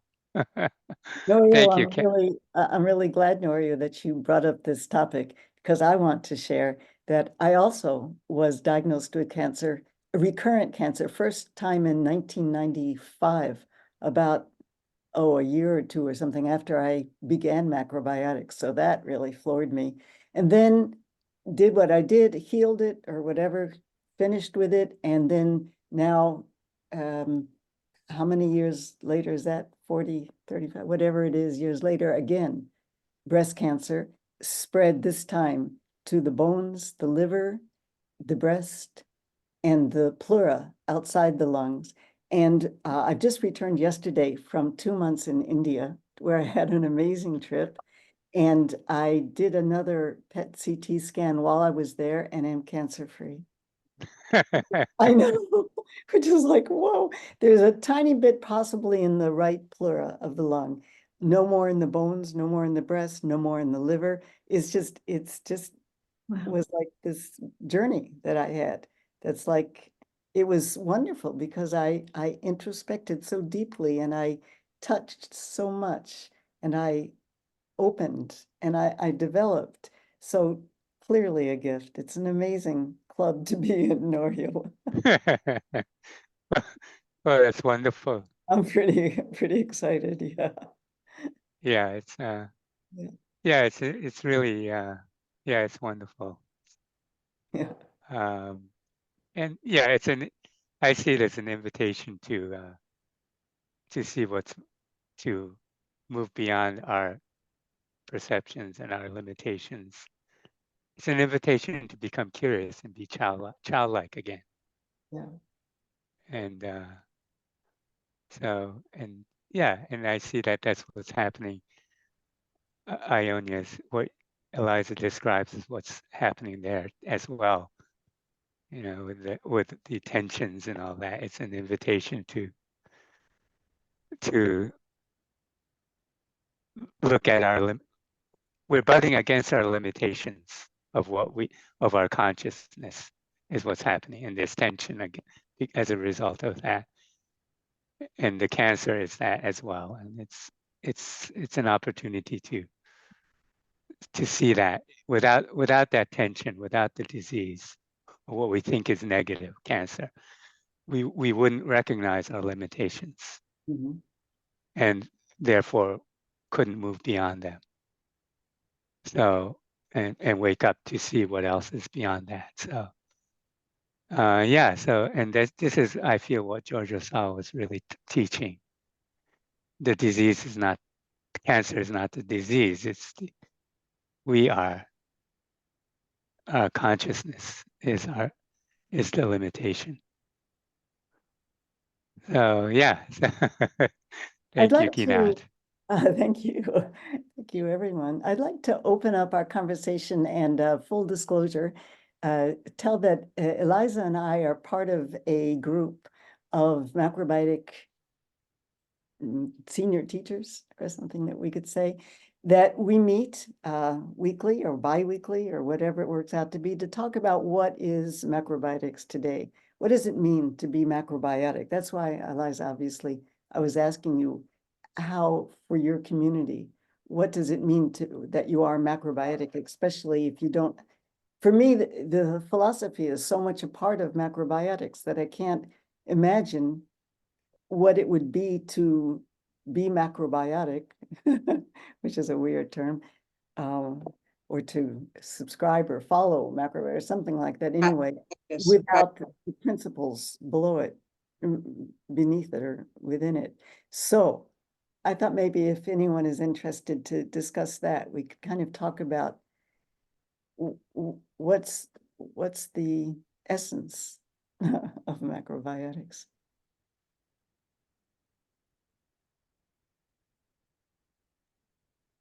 Is that a question for me? Not necessarily.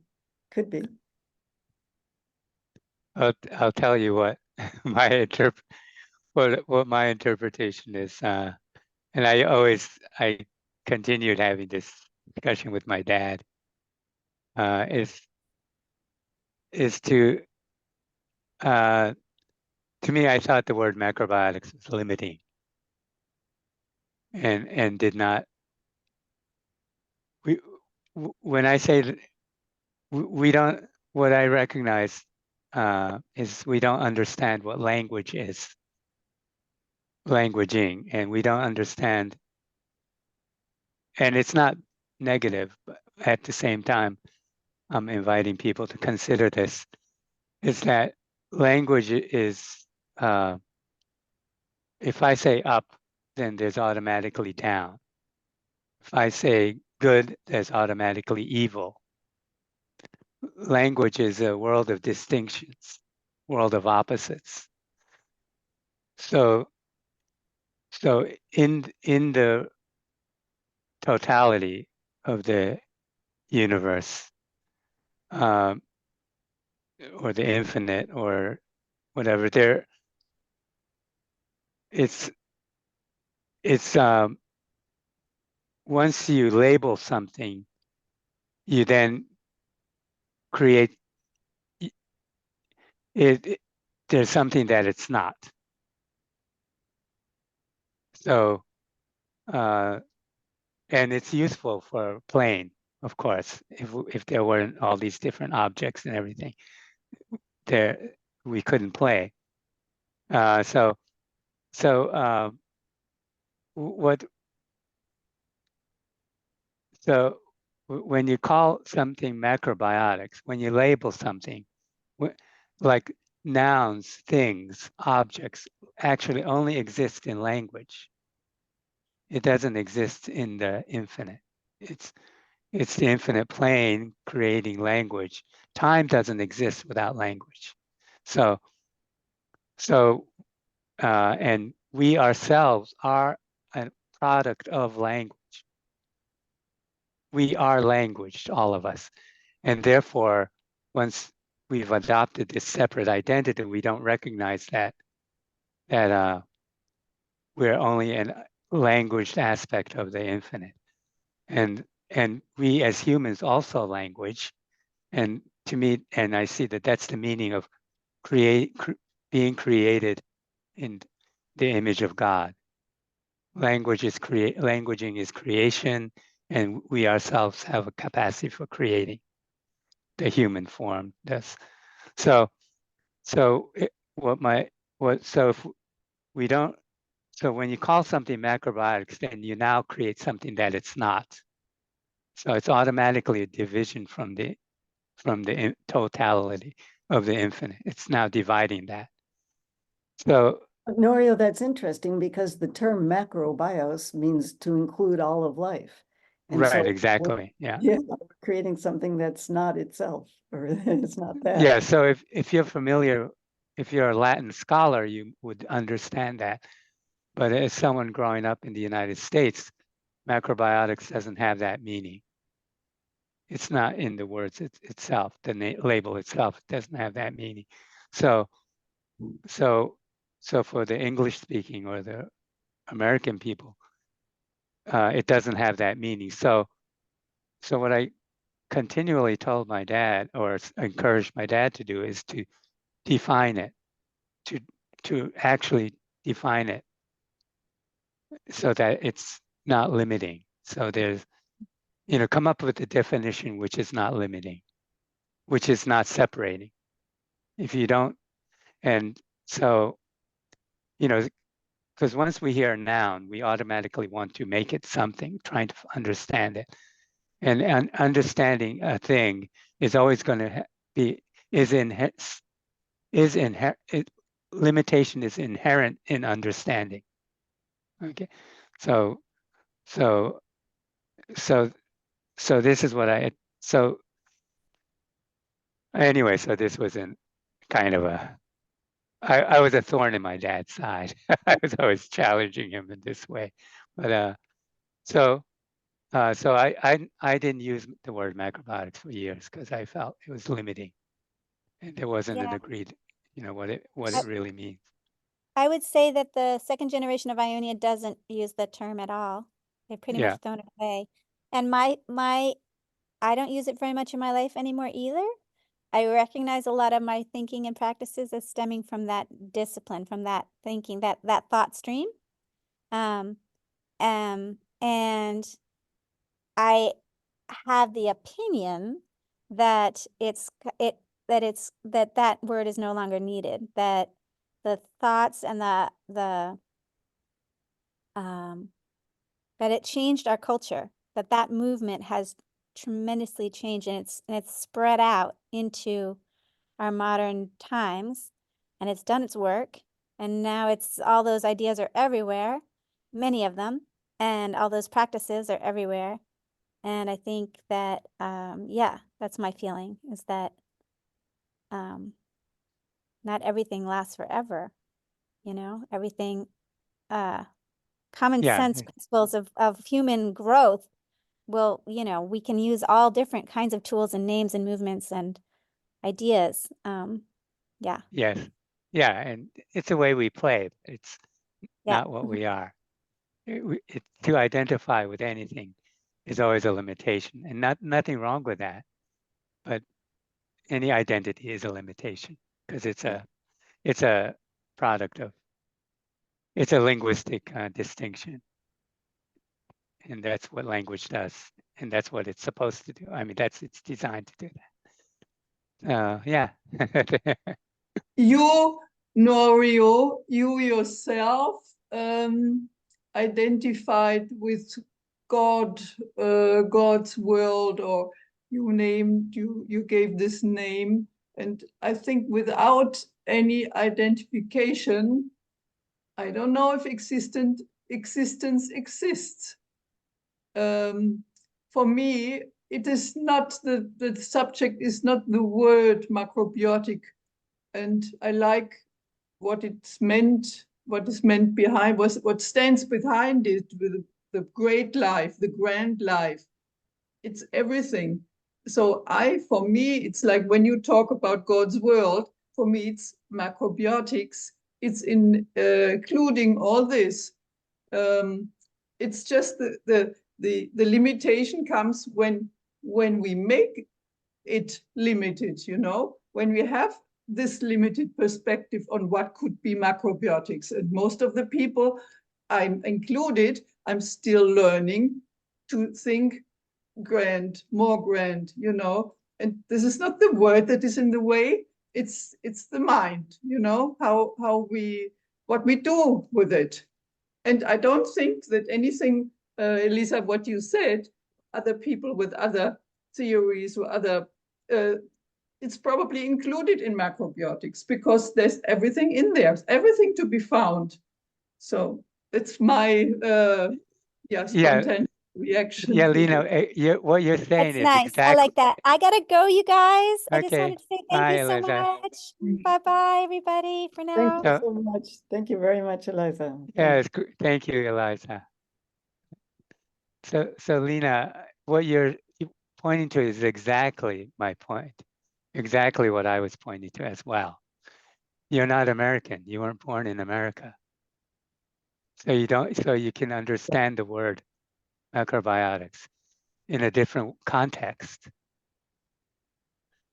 Americans don't have that context. So what you're pointing to is is exactly what I was attempting to share with my dad, and he also was an American, so perhaps he couldn't understand what I was trying to say. Yeah. It is the same thing in Germany. I feel that I'm not really in this point the German,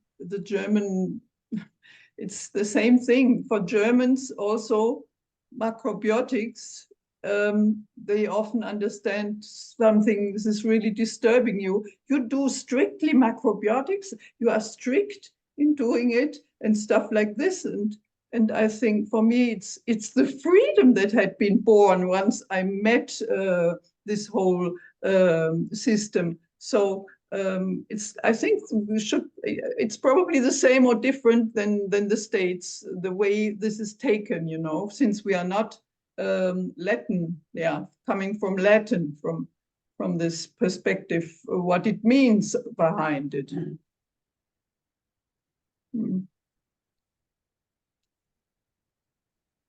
Yeah, it's all discovery. It's all looking and understanding, coming up against our limitations in consciousness and seeing it and moving beyond them, and not blaming anything out there as the cause of the tension. It's all just shining light on our own limitations. Yeah, Yeah. It was a very, very interesting gathering today. Very, very deep. I was deeply touched by this experience, by her life in a way, because it is a long time of a development that is still again in the start. You know, it has been so many years now, and it seems that the renewal is constant, and also here there is a renewal to be made. I find it very interesting. It reminds me of the beginning of the kibbutz movement, when they used to have nightly meetings and they used to try to figure out what is our vision and where are we going and how do we want to be. And today, some of the kibbutzim are, what, Degania is the oldest one, and is it 100 years old? I can't remember. And they don't talk on this level anymore. They just all live their lives, and they have general meetings and they talk about issues and things, but it's not this self-searching, and it's not trying to better the world or understand themselves. It's just the daily, it's not a good or bad thing, it's just the way it's developed. So it definitely was interesting, and more so than to listen to her, to get that perspective of both of macrobiotics and of communal life, what that means. Very interesting. So I'd like to add to that piece, that the question that Mario asked. I actually was born on a kibbutz. My father was one of the founding members, one of 5 founding members before the land was even cultivated. And then we moved to America. But I've been involved with macrobiotics, well, probably over 30 years. And initially when I started it, it was a way of eating better,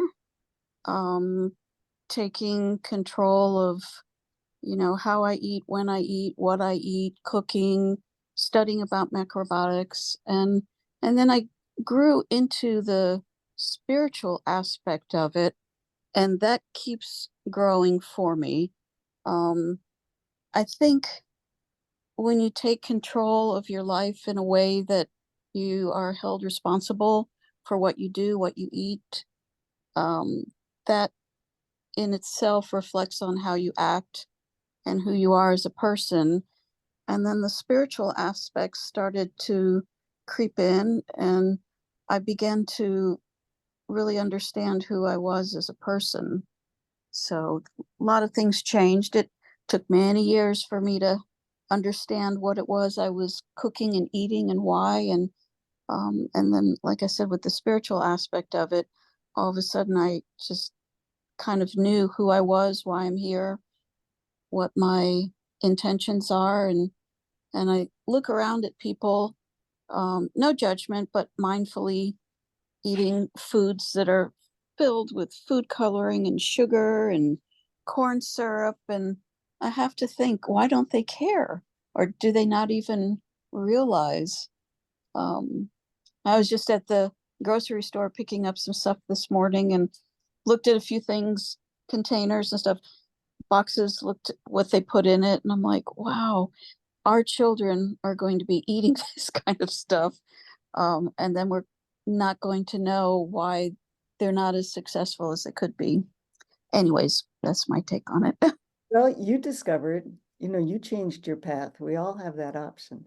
I'm wondering, when you say that you developed the spiritual understanding, was it formal study, or was it reading, or did it have anything to do with what Osawa taught as macrobiotic philosophy, yin and yang? And Well, I never studied with Osawa. I only studied with Michio, being here on the East Coast. And I just started intently reading and listening to people in ways I hadn't listened before, and started to realize, things happening to me were not happening at random. There was a reason for it. And then after I realized some of this, then I started studying.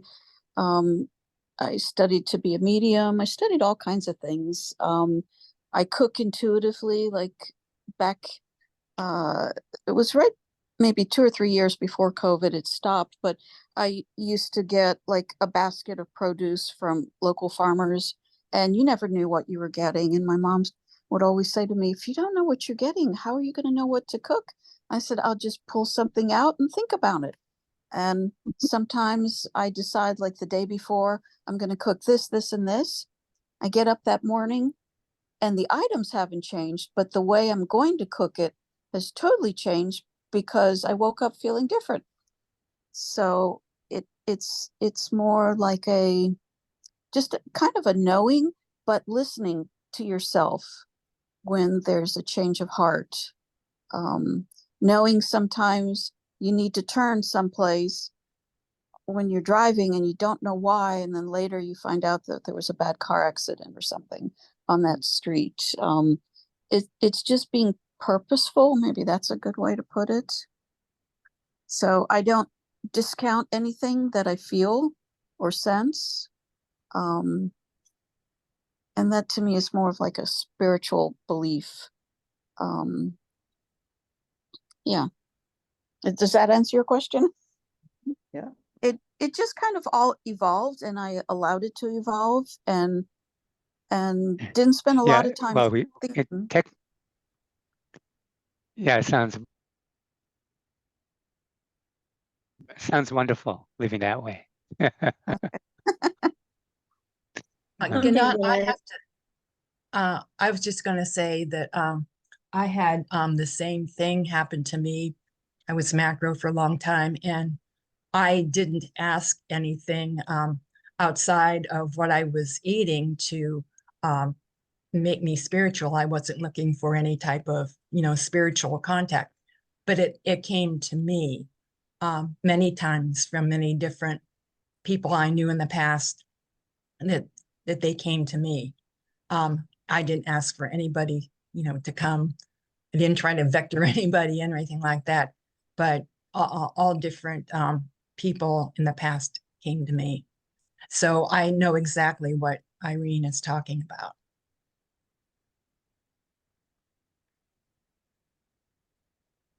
Sylvan?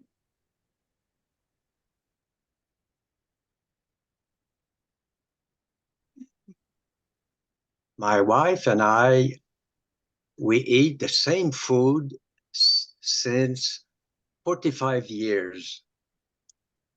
And we practice macrobiotics since nearly 40 years.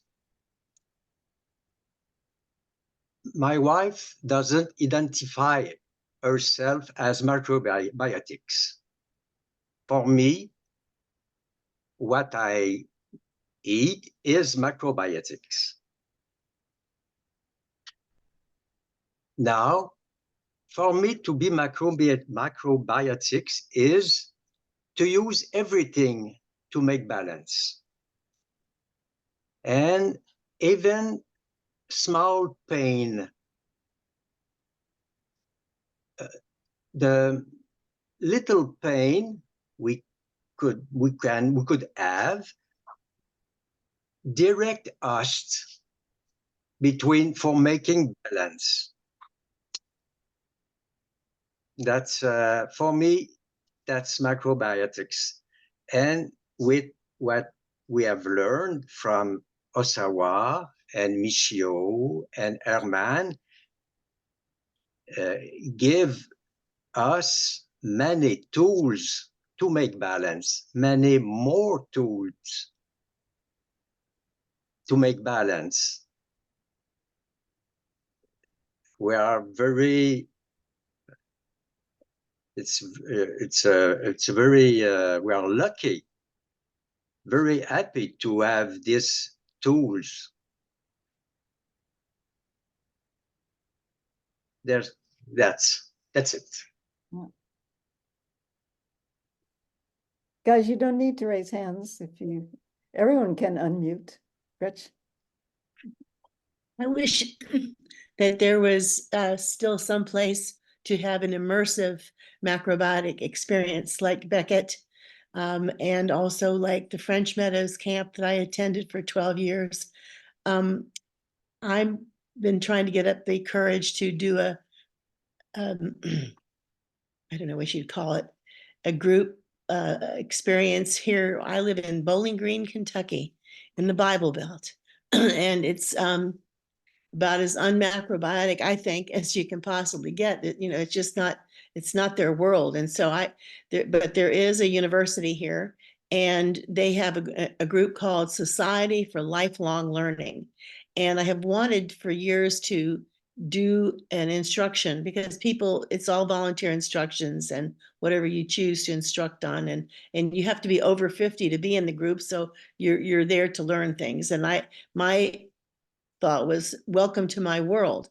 Introduce people to things like macrobiotics, shiatsu, doin, qigong, you know, all the, you know, meditation, things that are not a part of people's worlds.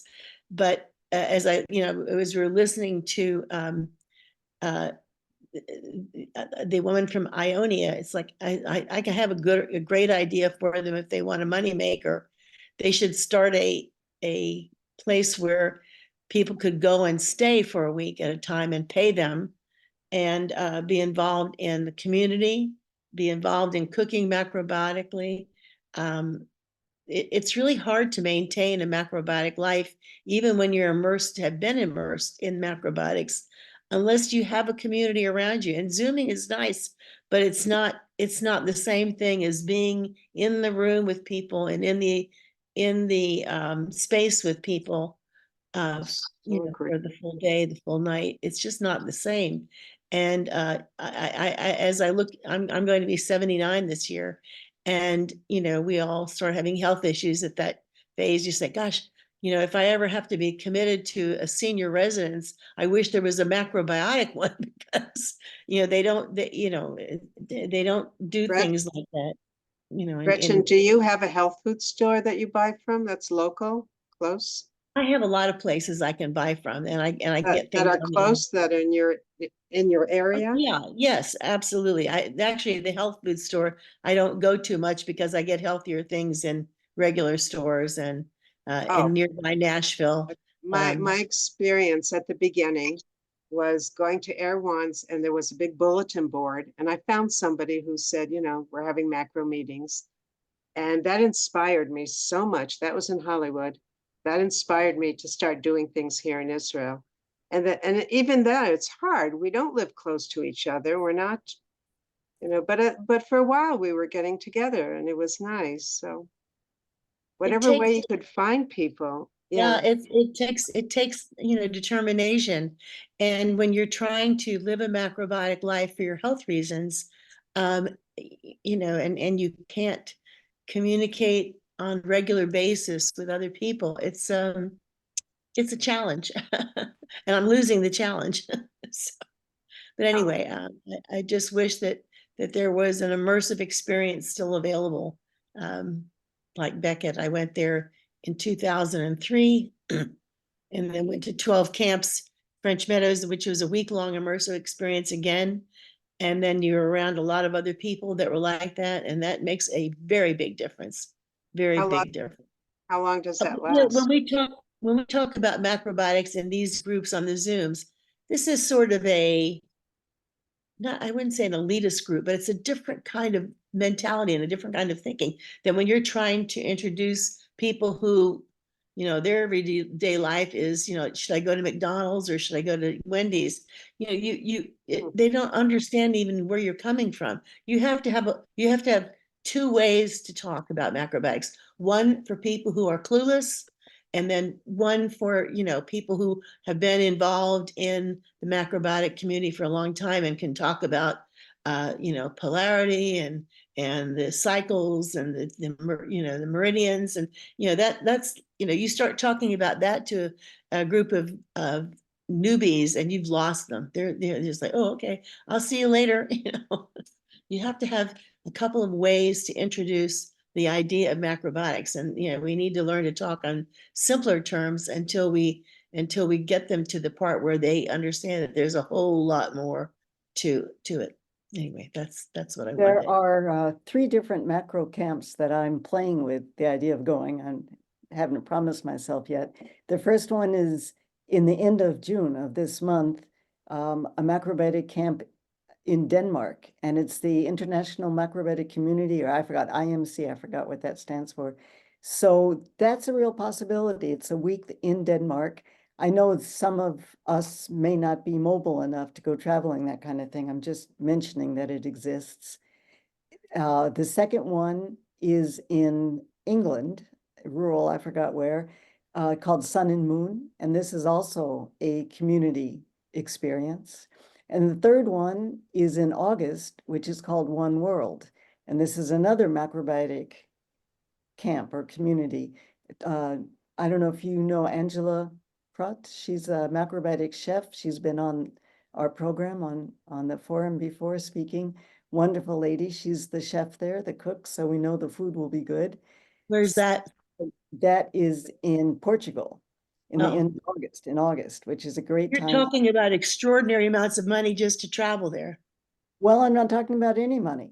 I'm No. just talking about what is possible and what exists.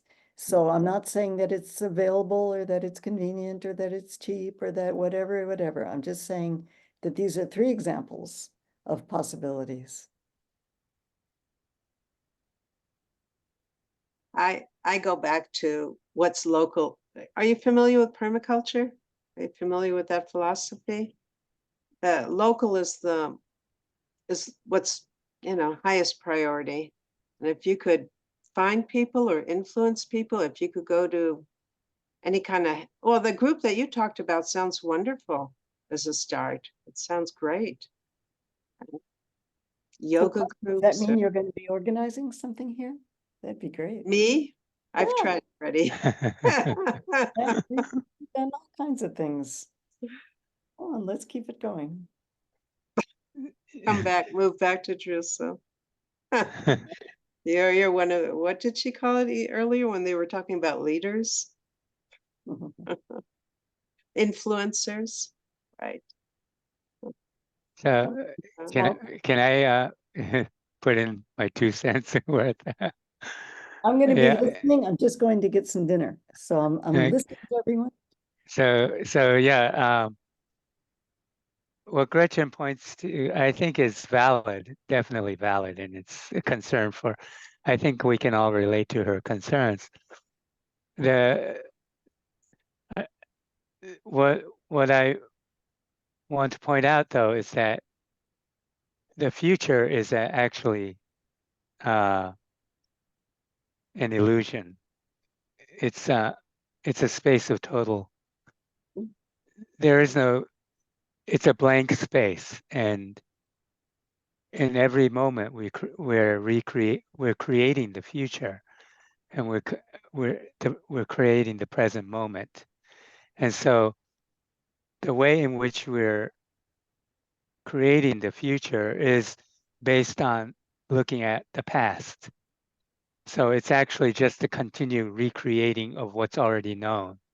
And so therefore we continue to recreate all the issues and problems of humanity and etc. because we're just overlaying the past on what we call the future. So, like for example, in one of the comments Gretchen made is that as we get older, we get sicker or whatever. I'm paraphrasing. You didn't use the word sicker, but challenging, etc. So that is a reflection of of the past. We've been programmed to think that age and fragility or disease or is one and the same thing. So, and they're not. I'm not saying that's wrong, but I'm saying that that's one way of recreating the future from what we've been conditioned with, that we learned from the past. So all discomfort and all these things like uncertainty is, I mean, is actually a positive thing. As I mentioned to Eliza, I see that as, because then it's an invitation to create something new, and see the future, see it not as a limitation, but seeing that our ideas and our consciousness is the limitation, not the future. It's the future is totally a blank slate that we're creating No, again. yeah. It could also be our experiences. We don't know what Gretchen has experienced.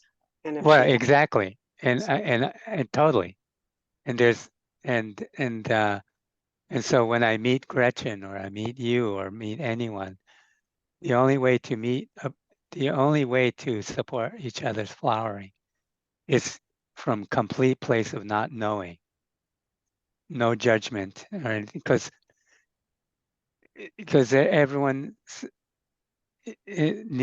what everyone needs, what supports anyone's flowering is different than what supports my flowering, whatever. And we ourselves don't know what supports our flowering. Oh, I know for sure. The whole idea of community is amazing and wonderful, and we need people. And if we're on the same wavelength, it's amazing. It's Well, amazing. humanity is the community. The planet Earth is the community. Well, I don't see Yeah. everybody in the whole world. Okay, yeah, and my that's life. fine. Yeah, that's not negative at all. I think that's wonderful. It's just an acknowledgement of how you see the world, which is perfect. It's nothing that needs to be, but at the same time, that creates a framework of how the world is showing up, and it's and that framework is created through the degree of consciousness we're at. So, and here again, like the consciousness of a buffalo is one thing. The consciousness, it's not that there's anything wrong with it. It's just seeing the framework that you described, Clara. There's an invitation to look beyond that. It's not that you should look beyond it, but it's acknowledging that that is the framework of which you are living from. And ultimately, when there's no framework, then it's our true being, our core nature is the infinite, is God, is the infinite. And it's fine and the way we play is creating frameworks. So, and that's what we're here to do, create these frameworks so we can play, without which we couldn't get together and have these discussions or whatever. So creating the frameworks, Gretchen. I think that group that you talked about is about, I belong to a group of women, none of them eat like I do, and they're called Aging Wisely. And we share a lot of our experiences and worries, and it's nice. It's really nice to connect to people that you have something in common with. It's really nice. Yeah. They're going? Is that what you're saying? Oh. Yeah, I need to get going myself. I have to pick up my daughter. Thank you, everybody. It's great to see everyone. Bye, Noria. I think Gretchen left. Gretchen, is everybody leaving? So perhaps we'll take this cue that the energy is saying goodbye. And I thank you for coming as always. And I look forward to next month, first Sunday of each month. You already know something? You do, don't you? Of course you do. Nope. You don't? Oh. No. No, I don't. Okay. So, thank you all. Thank you Before all. you go, hi. We were talking about doing a music group, and Oh, right. I forgot about that. Yeah. yeah, I'm not going to be here at the end of. I'm not going to be here for July 1st, whatever. So we were going to do it August. Mhm. We're flexible. We could do that. Okay, so we're going to need somebody to send us the music between now and August. That's you. That's music. Jeanette does that. If you bring it up an idea, she'll put you in charge. No, Oh, is she already gone? no, she's Okay. right here. That's just her way. What kind of music? What kind of music? Singing? Well, some people were. You could do that. We were going to do an Israeli song, and it was. We had violin, piano. What else did we have? Dance. Yeah, Lois was violin. You are multi, different things you do, right? Claire was gonna clap. No, dance. Dance. Dance. Oh, even better. I think we were doing Erev Shoshanim. Erev Shoshanim. Yeah. Right. Do you have little bells, or you want to just tap on the table or with chopsticks? That's all good. Hold on, I'm going to not go anywhere, just say goodbye and stop the recording, and then we can continue.